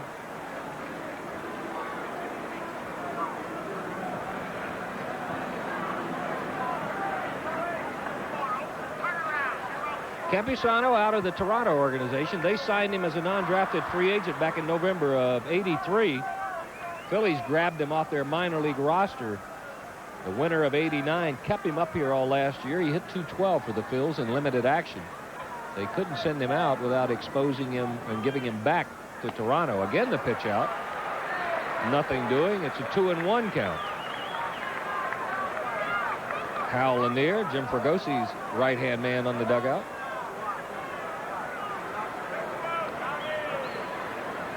Larry Boa sends a set of signs down to Campusano and then walks over to Dale Murphy to verbally deliver the message. There you see what Pete was talking about. If you're going to try it, now would be the time. Will the Braves call a third pitch out in a row?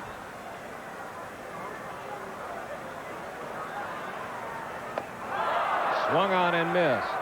2-2 to Campusano.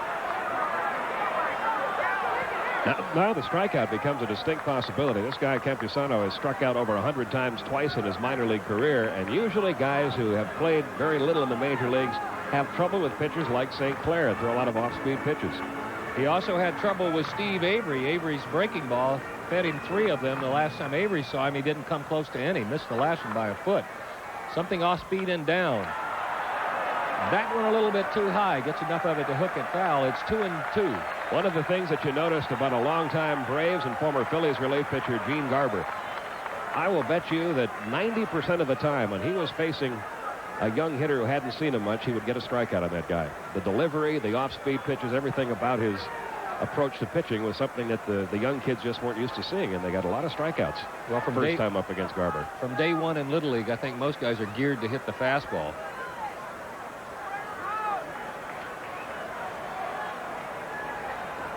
Doesn't get him, and there you are. You call it, Pete, the off-speed pitch. A big strikeout for Randy St. Clair. 2 gone. Still Phil's at second and third. They went after him with what got him to 2 strikes, that changeup. And they saw Campusano was having trouble with it, and they just stayed with it and got the strikeout. 2 outs, and Tommie Greene will hit. His last at bat, a big one. Greene hit his first career homer. His 7th hit of the year. It pushes his average up to about 270. The bullpen is still up. This may be a case where he's hitting for himself simply because he's such a good hitter. That won't happen too often with too many pitchers. Rick Sutcliffe, maybe.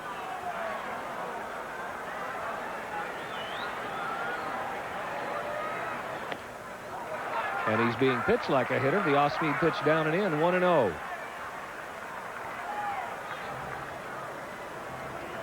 Randy St. Clair on in relief of Steve Avery, who went 4 1/3. Take a look at that. You won't see us post that too many times for a pitcher.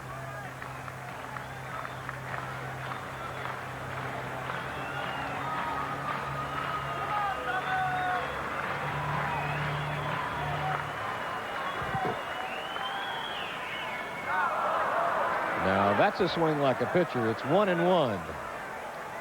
But he took a swing like that on strike 2 against Steve Avery back in the 5th inning. And on the very next pitch, hit one off of Richie Ashburn's retired number in left field for his first major league home run. But the next pitch was about belt high on the inner half of the plate. When he was with Atlanta, his pals called him Jethro. I think you'll see the same approach from St. Clair here, throwing a lot of changeups. 1-1.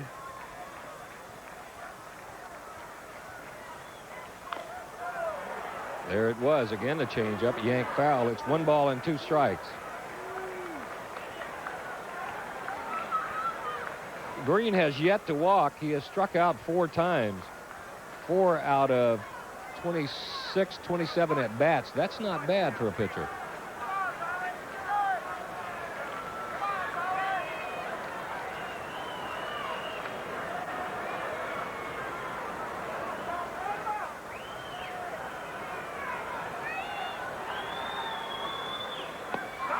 But not this time. St. Clair bears down, strikes out Campusano and Greene. Phillies get a couple of base runners. They are left stranded. We have completed 6 innings at Veterans Stadium. And with this strikeout, we still have a tie score.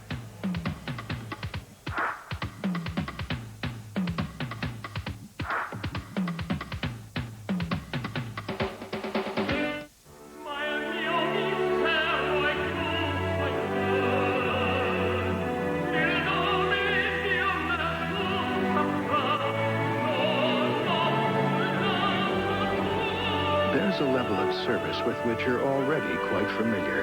Only now you can enjoy it at 35,000 feet. Delta's person-to-person service to over 270 cities worldwide. At Delta, we love to fly, and it shows. Power Stick Antiperspirant. It gives a man what he needs to excel. Power. Control. Power Stick. Stroke for stroke, 50% more power. 50% more odor and wetness fighters. 24-hour control that ordinary deodorant sticks just can't beat. All day, all night. Power Stick for 24-hour control.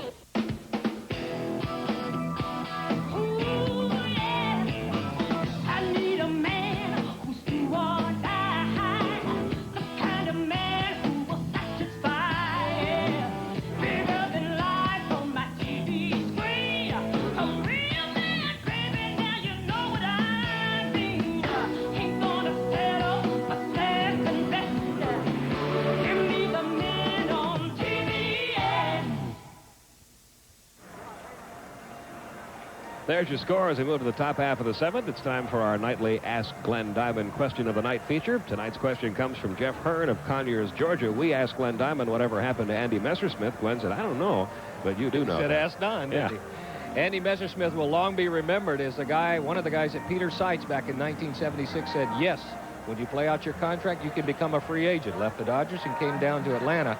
Andy is in Soquel, California, which is in the Santa Cruz area. Last I heard was coaching a junior college there. Andy, in my opinion, should be coaching in the major leagues. He is one of the best teachers and the best with kids I ever saw. Taught me in 5 minutes a changeup I could not learn in 7 or 8 years. So he had a great impact on my career. And every player who gets a check now should send a portion of that to Andy Messersmith because he had the reserve clause set aside. That's more than you asked for, but somewhere in there was, where is Andy Messersmith? And Jeff will get a picture of the broadcasters and Glenn Diamond. And here's Sid Bream.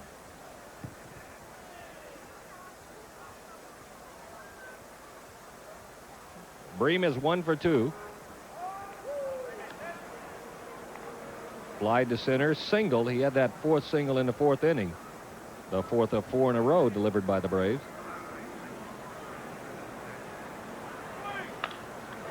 Toward Kruk. Tommie Greene on a muggy night like this, very happy. Kruk takes it himself, 1 gone.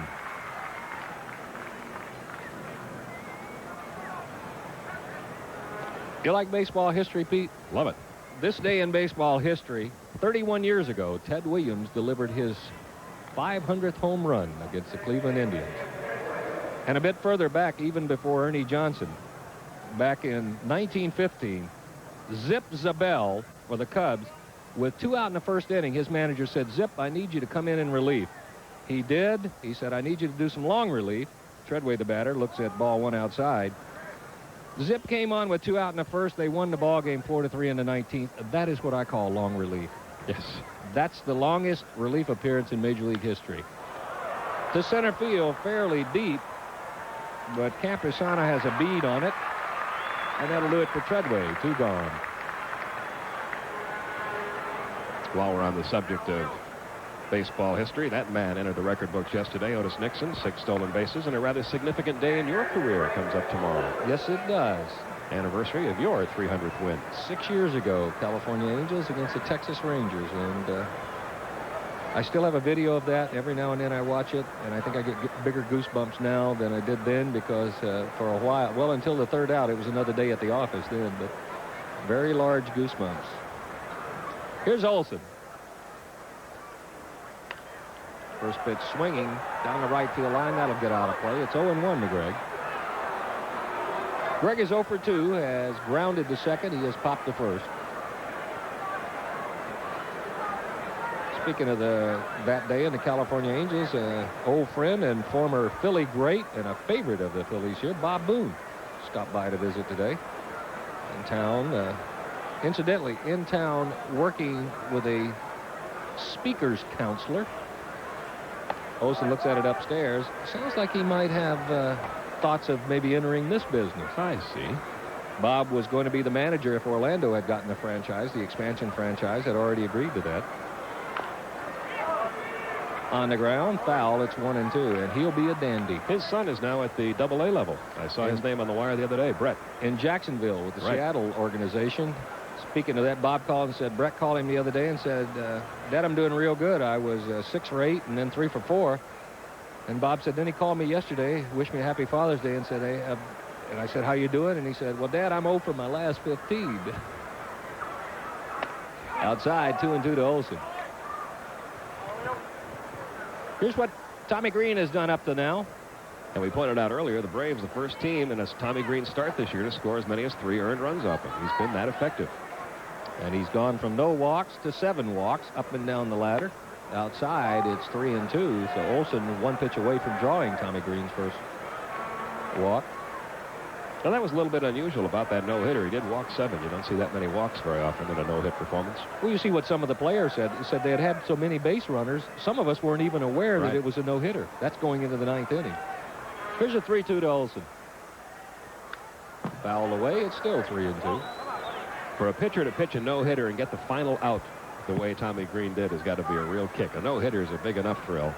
But when that last hitter hits a comebacker right to you, and you know all you got to do is he could have run to the bag and gotten the out himself. And I would think there'd be the temptation just to do that. I don't know if I can throw this. Well, it's a thrill I can't tell you about personally, Pete. Greene is set for 3-2 to Olson. Deep to left field, but it's not going to be deep enough.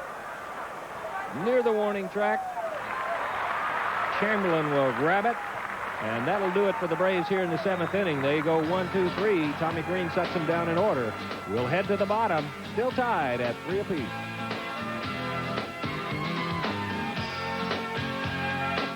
Here I am, a pillar of the community. And I love Kellogg's Frosted Flakes. Brave adults challenge the notion that Frosted Flakes is just a kid's cereal. In business meetings, I look around and wonder, am I the only one? Those sweet, crunchy flakes and a splash of cold milk. What could an adult like better for breakfast? I'm crazy about the taste. Hey, I got nothing to hide. It's easy to see. Frosted Flakes have the taste adults have grown to love. They're great. I could spend all day here. Wouldn't leave much time to fish. Don't you have enough lures? You can never have enough lures. Look at the price on this rod. Well, don't let that one get away. We need headlights. We need a car stereo.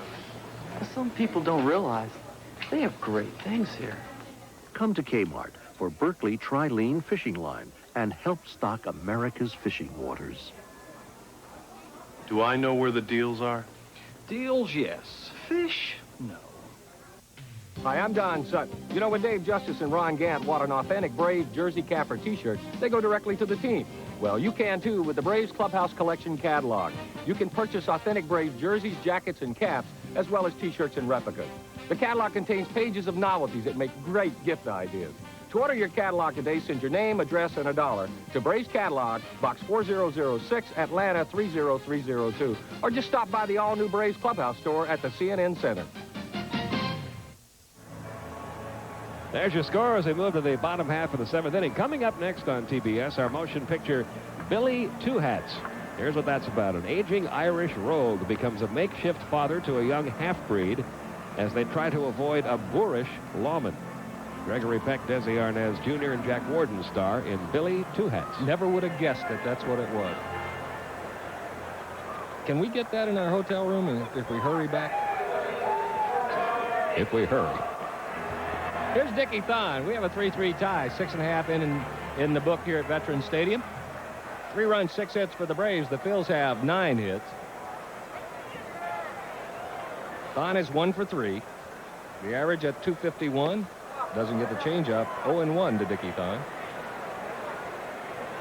Tommy Glavine is sitting somewhere with his feet propped up in the Braves dugout tonight, but he wants to send along birthday greetings to Mom, Mildred Glavine. Tommy figures this is cheaper than a phone call and a lot cheaper than a gift. 0-2 to Thon. Actually, there he is. Actually, Mom, he had Payne Stewart, or he had Simpson in the pool today for the Open and came up short. There's Tommy. So happy birthday, Mildred Glavine. Outside, 1-2. No, actually, the gift's in the mail. Yeah.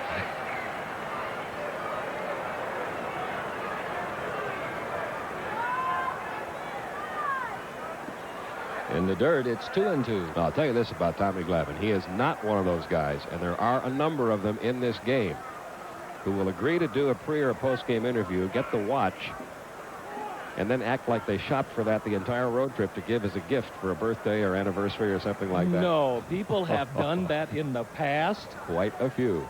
Really? We could reveal names, but we won't, to protect the innocent.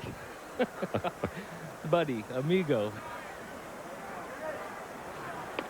That's 3-2. So quickly, after getting quickly 0-2 to Dickie Thon, Randy St. Clair has run the count to 3 balls and 2 strikes. In fact, depending on what the gift is, there have even been cases of individuals asking to be on a pregame show.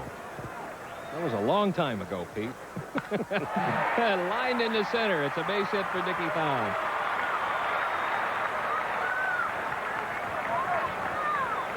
So the Phils have the go-ahead run at first base, and Morandini will be the batter.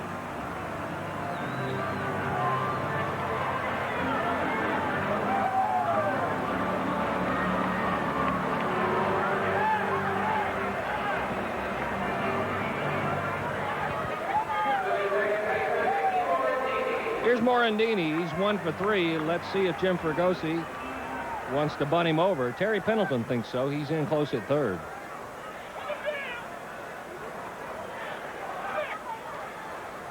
The quick move to first, trying to get Morandini to tip it off.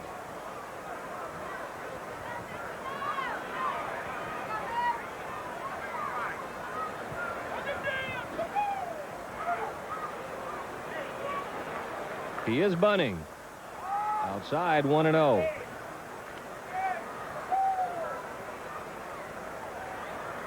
There's Jim Fregosi. He'll flash him down to Larry Boa. He'll pass him on to his base runner into his batter. Boy, this is a situation where Larry Boa was always a good one. Slap hitter who could bunt, good eye at the plate. You wanted a bunt put down, he did it. Again, the throw to first.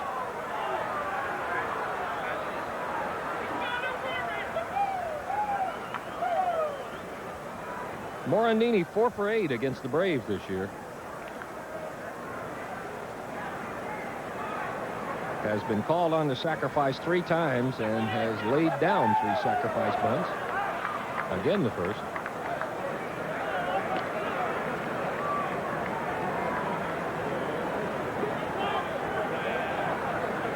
Belliard a step or 2 closer to second. Treadway up a couple of steps. Bream will break after the pitch. He's bunting, and it's a dandy. Bream will let it roll. But we'll come back and try it again. It looked like Morandini had laid down the perfect bunt.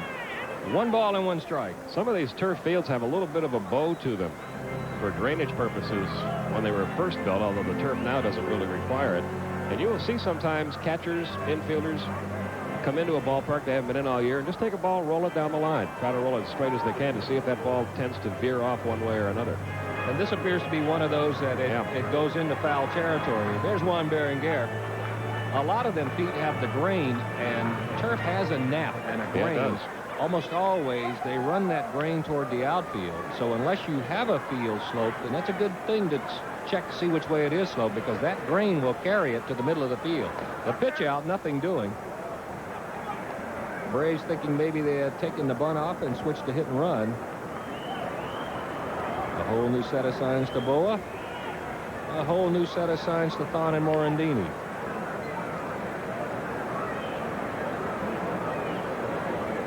And Bobby Cox will play his trump card.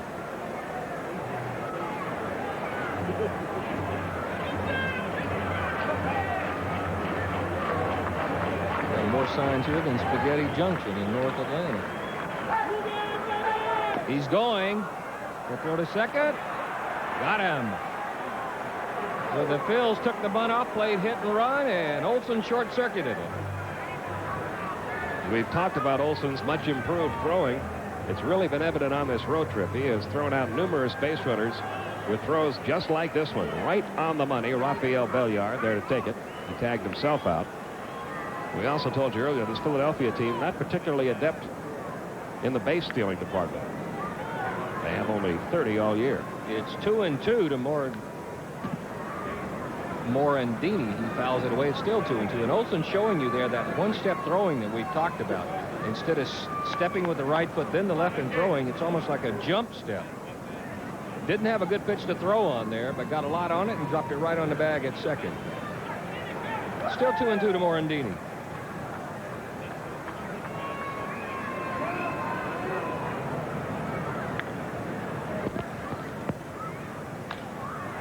To left field, not very deep. Should be an easy one for Nixon. It is. 2 gone. And Wes Chamberlain will be the batter. If you're wondering about the Braves in the top of the 8th, it'll be Belliard, then St. Clair spot, then the top of the order in Nixon. Maybe Pete and Skip told you earlier about how the Phillies ended up with Chamberlain. That's what happens when you have a GM who is alert and watches the waiver wire. You can end up with some players that other GMs might be trying to sneak by. On the corner, strike 1 to Chamberlain. Chamberlain is 1 for 3. Single and scored ahead of John Kruk's homer in the first. As fly to left, hit into a fielder's choice. Rejoin the Phils the 15th of this month. Inside, 2-0. I'll make that 1-1.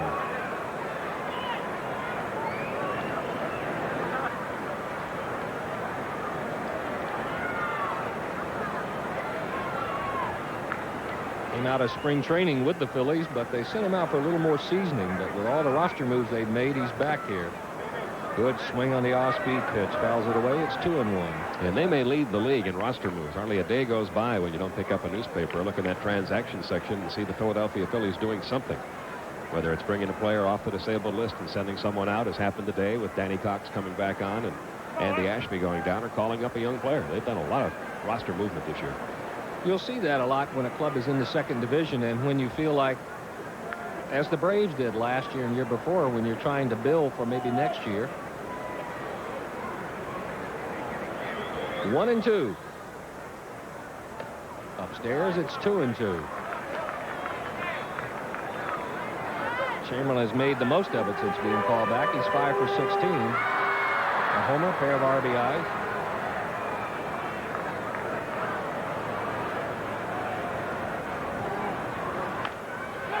That's headed for right. Knocked down by Bream. Can he get it to St. Clair? Yes, he does. Bream knocked it down and fed St. Clair. That's hustle on both ends. We'll take another look at it.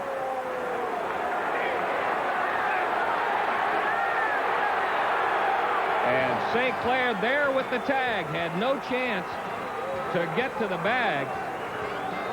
Jim Fregosi is going to argue the call, but it was a good play on both ends.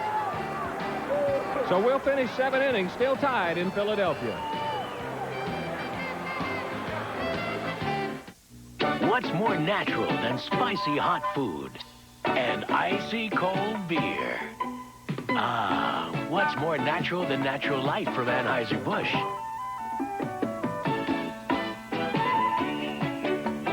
It's the beer for good food and good times. So, when you want to put out the fire, what's more natural than Natural Light? Television's best sports team is now the first word in sports. Nick and Fred are moving up to a new time, 11 p.m. Eastern. CNN Sports Tonight, the first word in sports. I smoke, but where I work, it's not allowed. No problem. I've got Wrigley Spearmint Gum. That cool, clean taste always works for me. When I can't smoke, I enjoy pure chewing satisfaction. Here's a look at our Delta scoreboard. First in the American League, Minnesota, their 15-game winning streak on the line. Baltimore and Minnesota tied. California now leads Boston 4-2. Mark Langston is looking for his 8th win of the year. Oakland and Milwaukee, they're in the 5th inning. That's Moore against August. They're knotted at 0. Kansas City leads Texas 2-1. Tom Gordon against Barfield. Over in the National League, Houston now leads Montreal 1-0. Houston scored in the first. DeShays is making it stand up. New York pounded Cincinnati for 6 in the 3rd. They now lead it 8-1. Ron Darling, Howard Johnson, and Hubie Brooks have homered. Pittsburgh and San Diego, St. Louis at San Francisco, Chicago at Los Angeles, all later. And Pete Van Weeren, that's a pretty spectacular play to end the inning on. Really is, especially for Randy St. Clair here, who just gives himself up. He dives right in there, applies the tag. He clearly gets him before Chamberlain gets to the bag, and then pays a little for it. That's the only way he could have made the play. We have completed 7. We head to the 8th inning, and once again, here is Pete Van Weeren. And it'll be Tommie Gregg pinch hitting for Rafael Belliard to start the 8th. Gregg .333. 6 out of 18 on the year as a pinch hitter, 3 out of 11. Jeff Blauser on deck to pinch hit for St. Clair. Ball 1 to Gregg.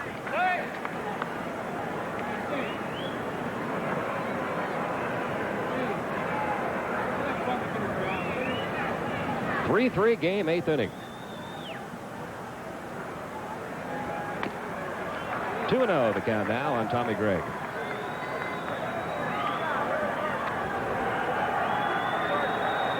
Tommie Greene has not been behind in the count very often tonight.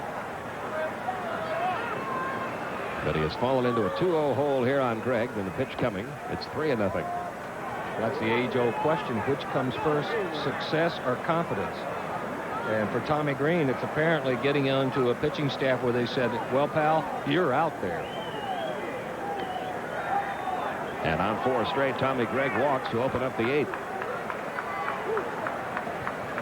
There are a lot of things that can cause a pitcher to all of a sudden change. Maybe it's a change of atmosphere, a change of scenery. We've heard that.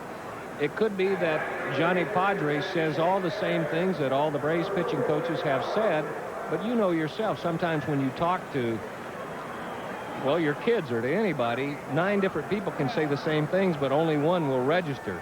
Whatever it is, it has been a real plus for Tommie Greene to come here. And you saw Mitch Williams up in the Philadelphia bullpen. Johnny Padre is coming out to the mound now. It's going to be Jeff Blauser hitting for Randy St. Clair in a bunt situation. Game tied at 3.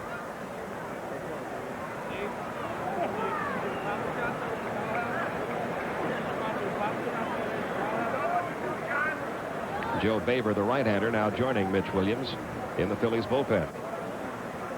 And here's Blauser to pinch hit. He comes in at .261, 5 homers, 27 RBIs. He's delivered 2 sacrifice bunts this year.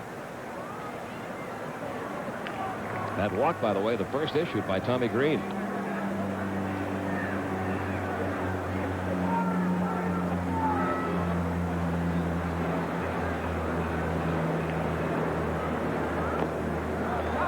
Fouls the first one away. It's 0-1.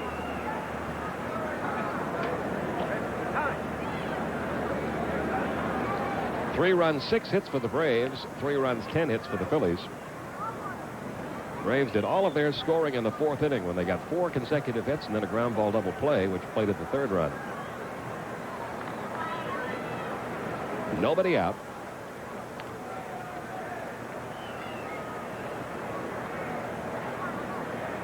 Truck holding Gregg at first. Blauser pulls back. The count even now. 1 ball, 1 strike. Boy, Jeff has enjoyed seeing the Phillies come to town and coming into Philadelphia this year. That was a part of that week that he had. 13 RBIs that week. 13 of his 27 for the year.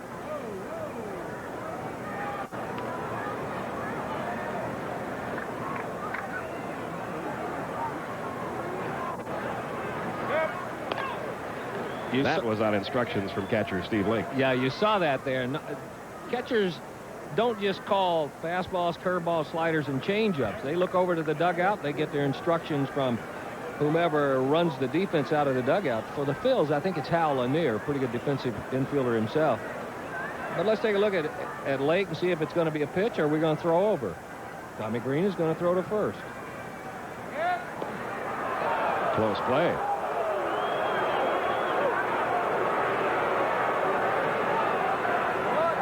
Well, here's a look at the move. Pretty quick feet. See, he had shown Greg that move going up where he hadn't completely come set. That time, came set, gave Tommie a chance to take an extra step and almost got him leaning the wrong way.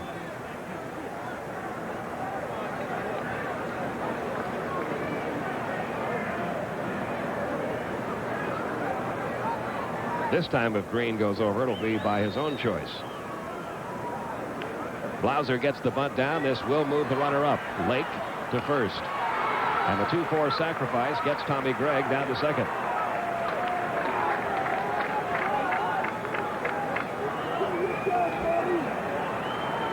A good bunt by Jeff Blauser, but more than that, look what he does here. He's inside. If they pick it up and throw and hit him, then the runner comes back and he's out. But boy, what a heck of a job he did immediately getting outside of the foul line.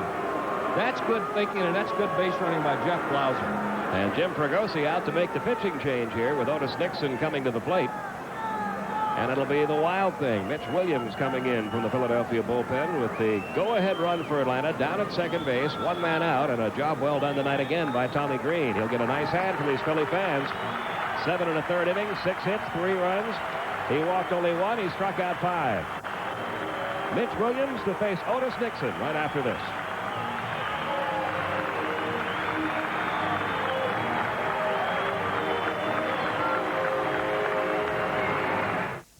There are chances worth taking, and some that are not. If a chance is worth taking, it's worth my best shot. So this time I'll play it safeguard. This time I'll play it safeguard. The antibacterial lather in Safeguard gives you more deodorant protection than you may need from your soap. But a little insurance never hurts. This time I'll play it safeguard. Budman. This 4th of July, find a Budman inside packages of Budweiser, Bud Light, and Bud Dry Draft. Budman! Man, are we going to spend the 4th boxed up in here? No! You could win one of thousands of prizes. What kind of prizes you guys got? I got a Jeep. All right! Hey, I got a towel! Oh. Okay, I got a plan. Toss the towel in the Jeep and pick me up. Uh-oh. Hey, she got the Jeep! Okay, plan B. We raid the snack aisle. Nothing beats a Budman! Another look at Tommie Greene, who has become the dominant pitcher in this Philadelphia Phillies starting rotation. He cannot win it tonight to keep that winning streak alive. He could lose it if Mitch Williams, who's on in relief, allows the runner down at second to score. Williams making his 25th appearance. It's not unusual at all for Mitch Williams to have a record like he does. Not very good won-and-lost record, 0-3, a lot of saves, 11. He's one of those guys that seems to be more effective saving it for other pitchers than he is when the game is on the line and his own wins and losses are affected. He is one of those guys, too, that, well, if you check out the personalities of most relief pitchers, of most closers, they're problem solvers. The only thing about that is if there's not a problem to solve, they'll create one. Maybe walk a couple of guys. He reminds a lot of people, his approach to pitching as far as putting people on base, of Don Stanhouse. You remember he used to call, what do you call him, 5-pack? Because that's what Earl Weaver would go through watching him pitch out front. But don't be surprised if he's behind in the count a little bit. Typical of Mitch Williams' pitching was his debut with the Chicago Cubs when they first got him. It came in the opening game of the season, his first year with the Cubs. He came in the 9th inning with a 1-run lead, walked the bases loaded, and struck out the side. Yep, that's it. Well, here's Otis Nixon, who has flied out to left field 3 times tonight. A runner at second, 1 out. Still tied at 3. Right through there for a foul strike, 0-1. And for Tommie Greene, 7 1/3 innings, Pete, that's exactly what he has averaged as a starter this year for the Phillies.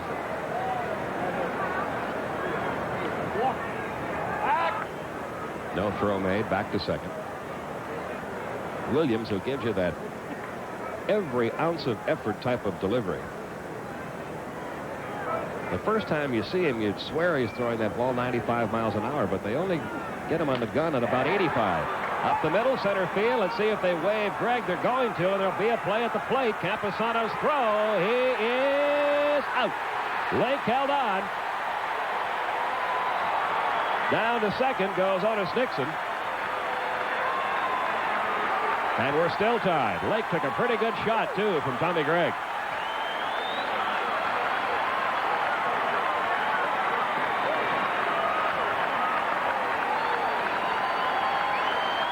Two men out.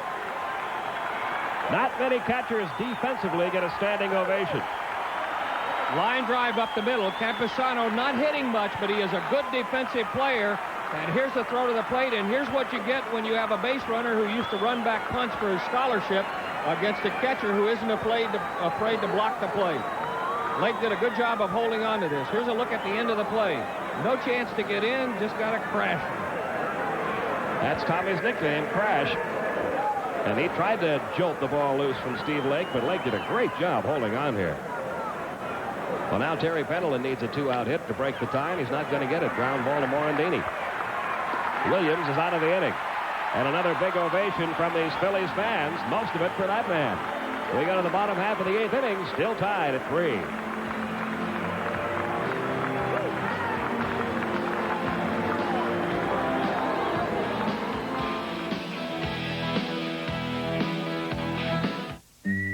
Sometimes you feel like a softer soft drink. That's when you reach for the fresh soft drink taste of Lipton iced tea. It's pure, smooth refreshment that goes down easy. It's soft on your taste. Life's hard enough. You've earned something softer. Lipton iced tea in bottles and cans. The softer soft drink. Freedent's the one. Only one gum leads the way when you've got dental work, and that's Freedent. Freedent won't stick to your dental work, so you can be confident chewing it.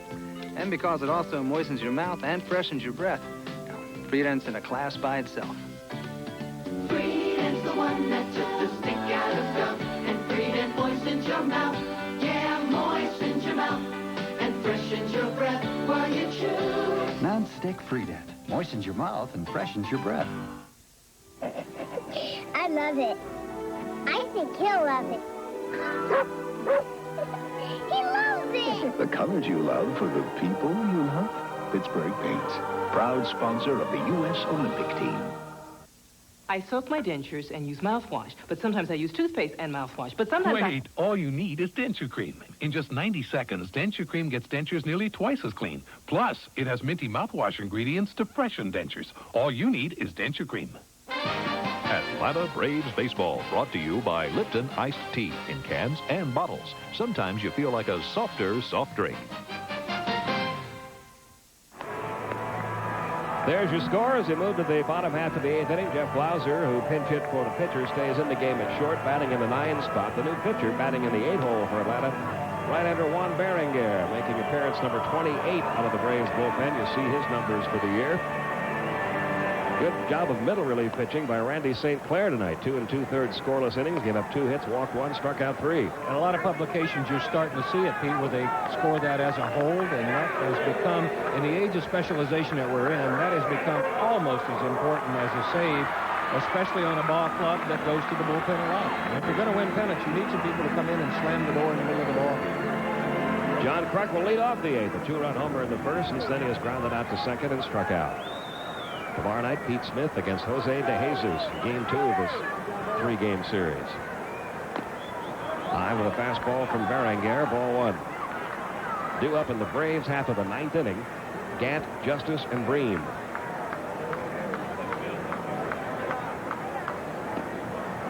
In for a called strike. 1 ball, 1 strike. Well, this game in the hands of a couple of old-fashioned hardball pitchers.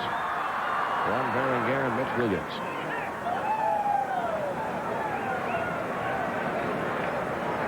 A let up, a good one, 1 and 2.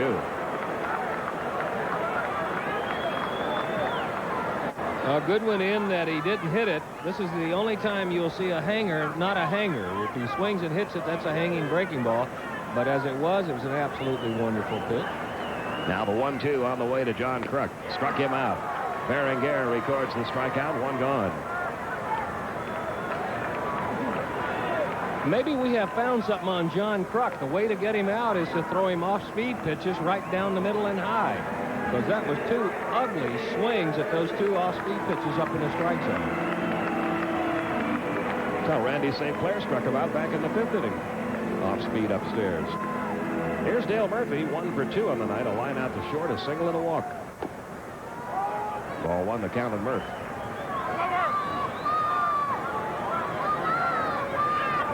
3-3 game, bottom of the 8th.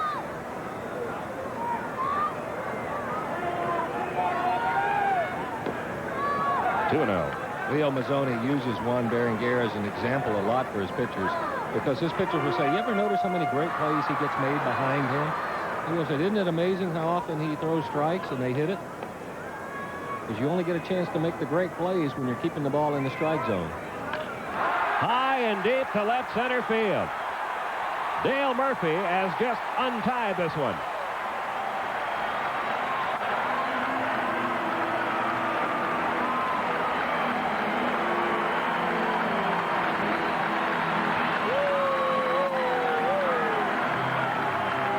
A cannon shot off the bat of Murphy, his 10th homer and 30th RBI of the year. And after doing virtually nothing in the series against the Braves in Atlanta, he has come back to haunt his former teammates here in Philadelphia. 4-3 Phillies. Unfortunately, sometimes a great defensive play is made by a guy who paid $7.50 for a ticket. 2-0, right down the middle, right in his wheel. That's the flip side of that coin. How ironic, a home run right over the Braves sign here at Veterans Stadium. Here's Charlie Hayes, 1 for 3, a single in 3 trips. Strike in the outside corner. Dale Murphy has faced Berenguer 4 times. He's gotten 2 hits. Both of them left the park. Here's the 0-1, missing, 1 ball, 1 strike. Well, there was no question about that one from the moment it left the bat. That was one of those where neither Nixon nor Gant moved. They just turned and watched. There's a strike, 1 and 2. That's like one you guys showed in the replay back on Dale Murphy night in Atlanta, given up by yours truly, where Ernie said, how far will this one go? Murphy also closing in now that 400 career homer mark. He now has 388 home runs in his major league career. He could get there this year. 2-2 the count now on Charlie Hayes. 1 man out, a big run in for the Phillies. They lead it now by 1.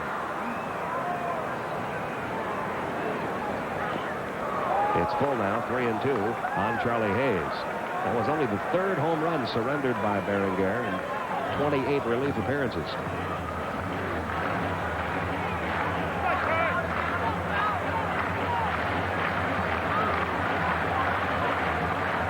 Now a 3-2 pitch on the way. He got him outside corner. Hayes knew it. Second strikeout for Berenguer in the inning. Players call this paint and right at the knees. Olsen sets up out there. The fastball right there. Pulls it. Gives him an extra long look at it, and you're right. Hayes just turned and headed for the dugout. Another big ovation for Steve Lake for the punishment he took on the tag at home of Tommie Greene. At the plate tonight, Lake perfect. 2 singles and a sacrifice bunt.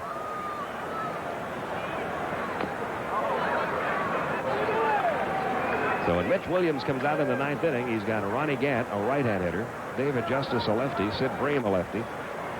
If anyone reaches another lefty, Jeff Treadway. We may see some pinch hitters employed by Bobby Cox. 1 ball, 1 strike.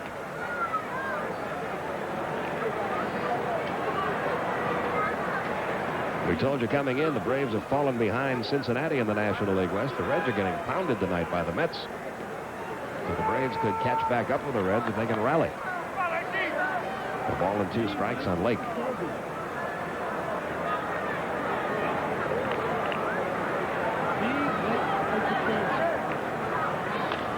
Down the left field line, foul. Still 1 and 2. If the Phillies hold on and win here, it would represent the longest losing streak of the season for the Braves. It would be the Braves' 4th consecutive loss. That hasn't happened to Atlanta yet this year. 2-2 on Steve Lake.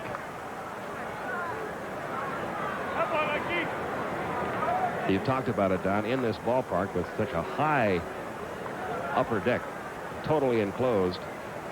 The ball really cracks off a bat when it's hit like Murphy hit his. See if anybody can get to this one. Justice says he'll take it. Now he's called off by Treadway, and Treadway makes the catch to end it. But Dale Murphy delivering his 10th homer of the season. This one off Juan Berenguer. The bottom half of the 8th inning has made it a 4-3 Philadelphia lead. One more mile for Atlanta to try to catch up.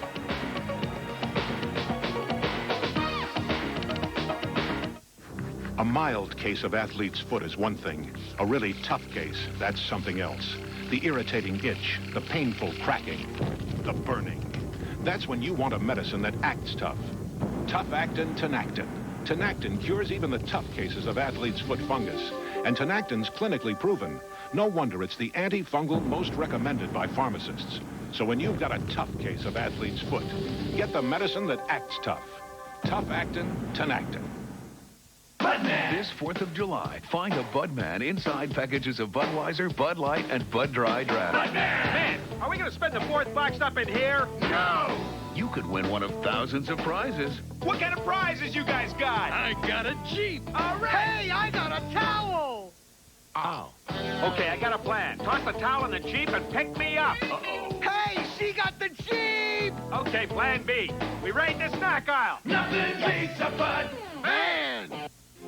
To help relieve her heartburn, regular Rolaids uses an aluminum salt, but his antacid is Tums, and Tums has calcium.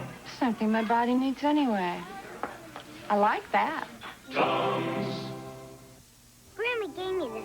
It's her favorite color. Your room's ready? Lilac. It's my favorite color. I love it. The colors you love for the people you love. Pittsburgh Paints, proud sponsor of the U.S. Olympic team. We go to the 9th inning. Phillies now leading at 4-3, and for Mitch Williams, a chance to win his first game this year. He only won 1 game and lost 8 with the Cubs last year. So the wins have been few and far between, although a lot of saves have been posted by Williams in those 2 seasons. And Ronnie Gant will lead it off. Ronnie 2 out of 3 tonight, a pair of singles. He has scored a run, struck out his other time up.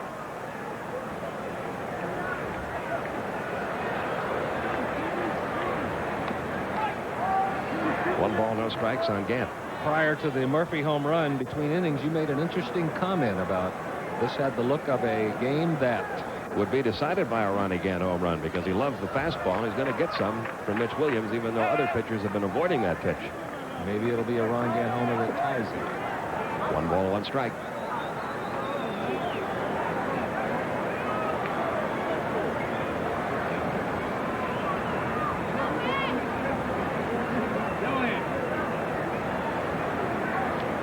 Hit by a breaking ball.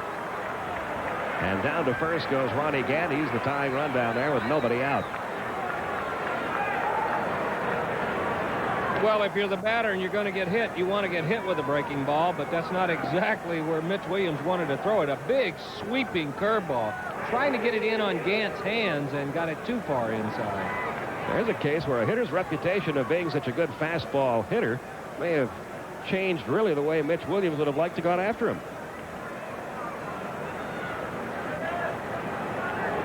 Well, we'll see if David Justice can help here. He's 1 for 3. Didn't get the fastball, 0-1. David is starting to see more and more fastballs. Early in the year, he didn't see any, but he's seeing them above the belt and the middle, from the middle of the plate in.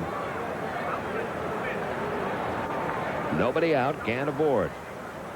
Braves trailing by a run. Gant was caught trying to steal back in the 6th inning. Only the 3rd time that's happened in 13 tries this year. Almost a wild toss to first by Williams. Well, he does everything with a very animated action, even throwing to first base. Here's the 0-1 delivery. 0-2 on Justice. Another fastball inside part of the plate. That one a little bit below the belt. I got a question for you. As much emphasis has been placed on the balk and coming to a complete stop, tell me he doesn't tiptoe over the line the way he comes set. Glove near his chin, but it's never completely still, or it hasn't been yet. And this particular umpiring crew with Bob Davidson down there at second base is one crew that has called a lot of balks this year.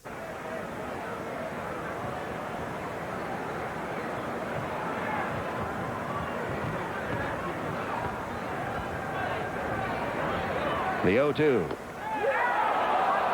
Oh, David Justice thought he was struck out. Did you see him start back toward the Braves dugout? For the dugout. Take a look at this. It had to be too perfect of a pitch to get wrong. There goes Justice. I think I'll try it again.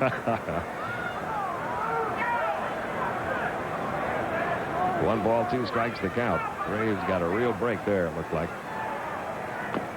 Well, that's the strikeout anyway. So Justice gets to make that unfortunate walk anyway. Williams records his first strikeout. The 0-2 pitch right down the middle. This one a dandy one right on the outside corner. Absolute perfect spot to put a 2-strike fastball. Now we're going to get a pinch hitter, Lonnie Smith, for Sid Bream.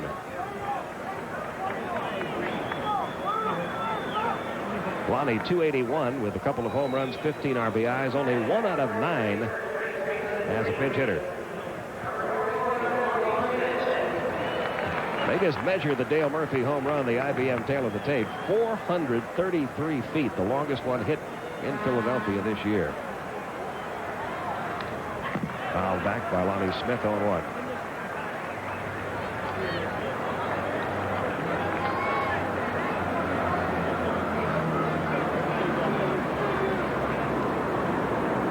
One man out, Ron Gant, the runner at first. 4-3, Phillies leading it, top of the 9th.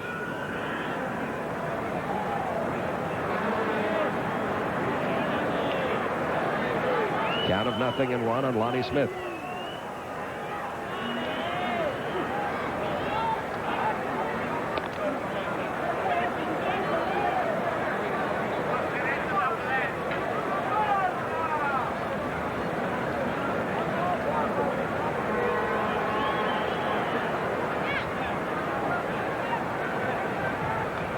He almost got hit by that fastball all the way back to the screen. Ronnie Gant will advance to second. He's now in scoring position.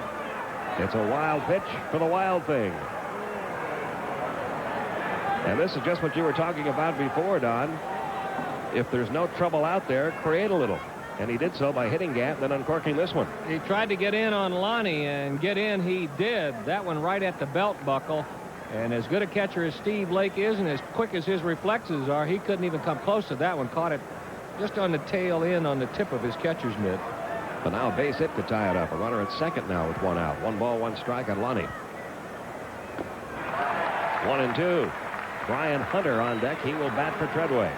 That's the 3rd wild pitch of the year for Mitch Williams, and the Phillies continue to extend their lead in that category in the National League. Team total now 45. Here's the 1-2. He struck him out with a fastball.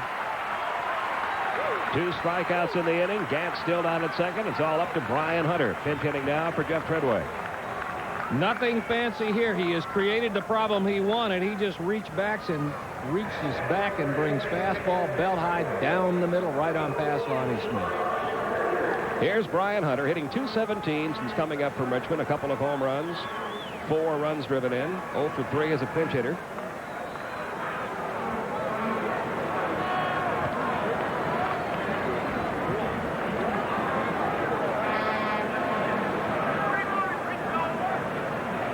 Ronnie Gant is running. The pitch is taken low. There will be no throw. Gant is now at third. They're going to give him a stolen base, his 11th. Sometimes when a catcher doesn't throw in a situation like that, they can call it catcher's indifference and not award the stolen base. We had to wait yesterday in the 9th inning and Otis Nixon when no effort was made to gun him down at third for his record-breaking 6th. If you get thrown out, that's not that good of a play, but with Hayes way back and they're concentrating so intently, and with the fact that Williams can throw the ball all over the park, it's good to be at third. Here's the 1-0 right through there for a called strike. 1 ball, 1 strike on Brian Hunter. Tough assignment for the youngster who hasn't seen that much of Mitch Williams.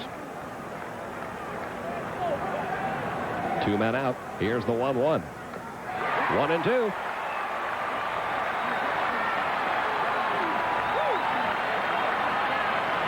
These fans want to see a 3rd strikeout in the inning.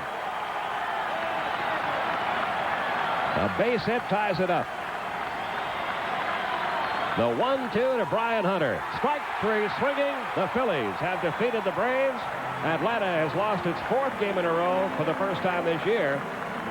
And Dale Murphy, the former Brave, was the Philadelphia hero tonight with that home run, a long one, 433 feet worth of home run in the bottom half of the 8th. 4-3 Phillies are final. We'll be back with the totals right after this.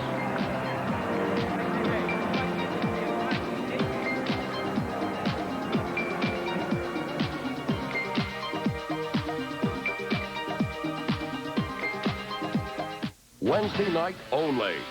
TBS takes you to a city transformed. Don't miss an international collision of the sport's biggest stars. Flair, Steen, Luger, the Steiners, and the triumphant return of the Great Muta.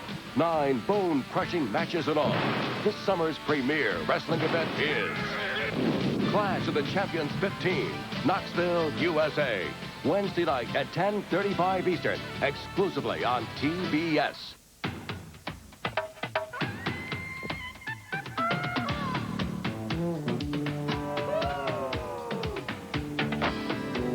With Matchlight, you get the best charcoal, Kingsford, with just the right amount of lighter fluid already added.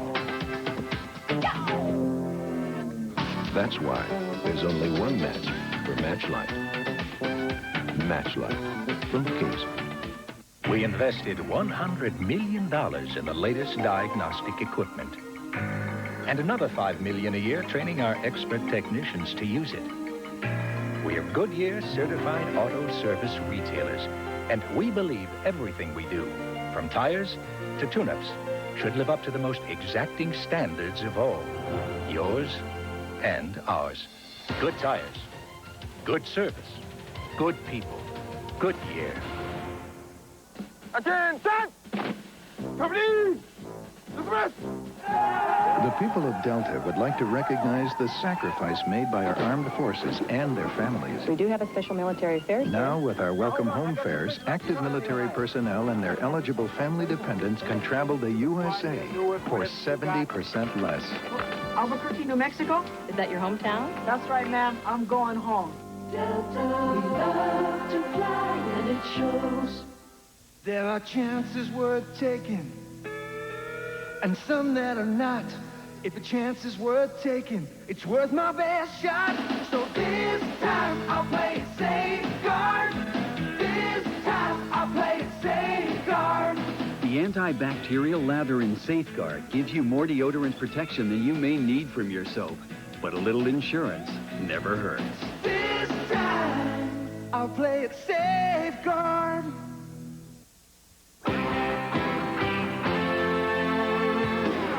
Here's to you, America, for being strong, for coming through. We send our best to you. Nothing beats our best Budweiser. Nothing beats a Bud. And we'll toast and cheer with the king of beers. Nothing beats a Bud. The Atlanta Braves, America's team, has been brought to you by Budweiser, the king of beers, to remind you friends know when to say when. And by the official airline of the Atlanta Braves, Delta. We love to fly, and it shows.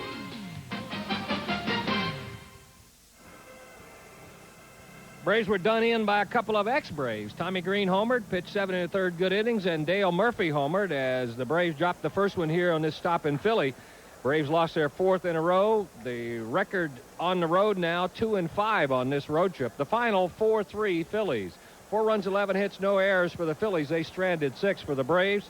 3 runs, 7 hits, no errors. They left 3 on base. Mitch Williams came on. He got the win. He's now 1-3. And Juan Berenguer picked up the loss. He is 0-2. A lot of action in tonight's ball game. Some of it defensively, some of it offensively. How about this play here with Sid Bream and Randy St. Clair? Knocked it down, fed his pitcher. The only chance of getting him, the dive. St. Clair makes the play. That ended the inning in the 7th inning.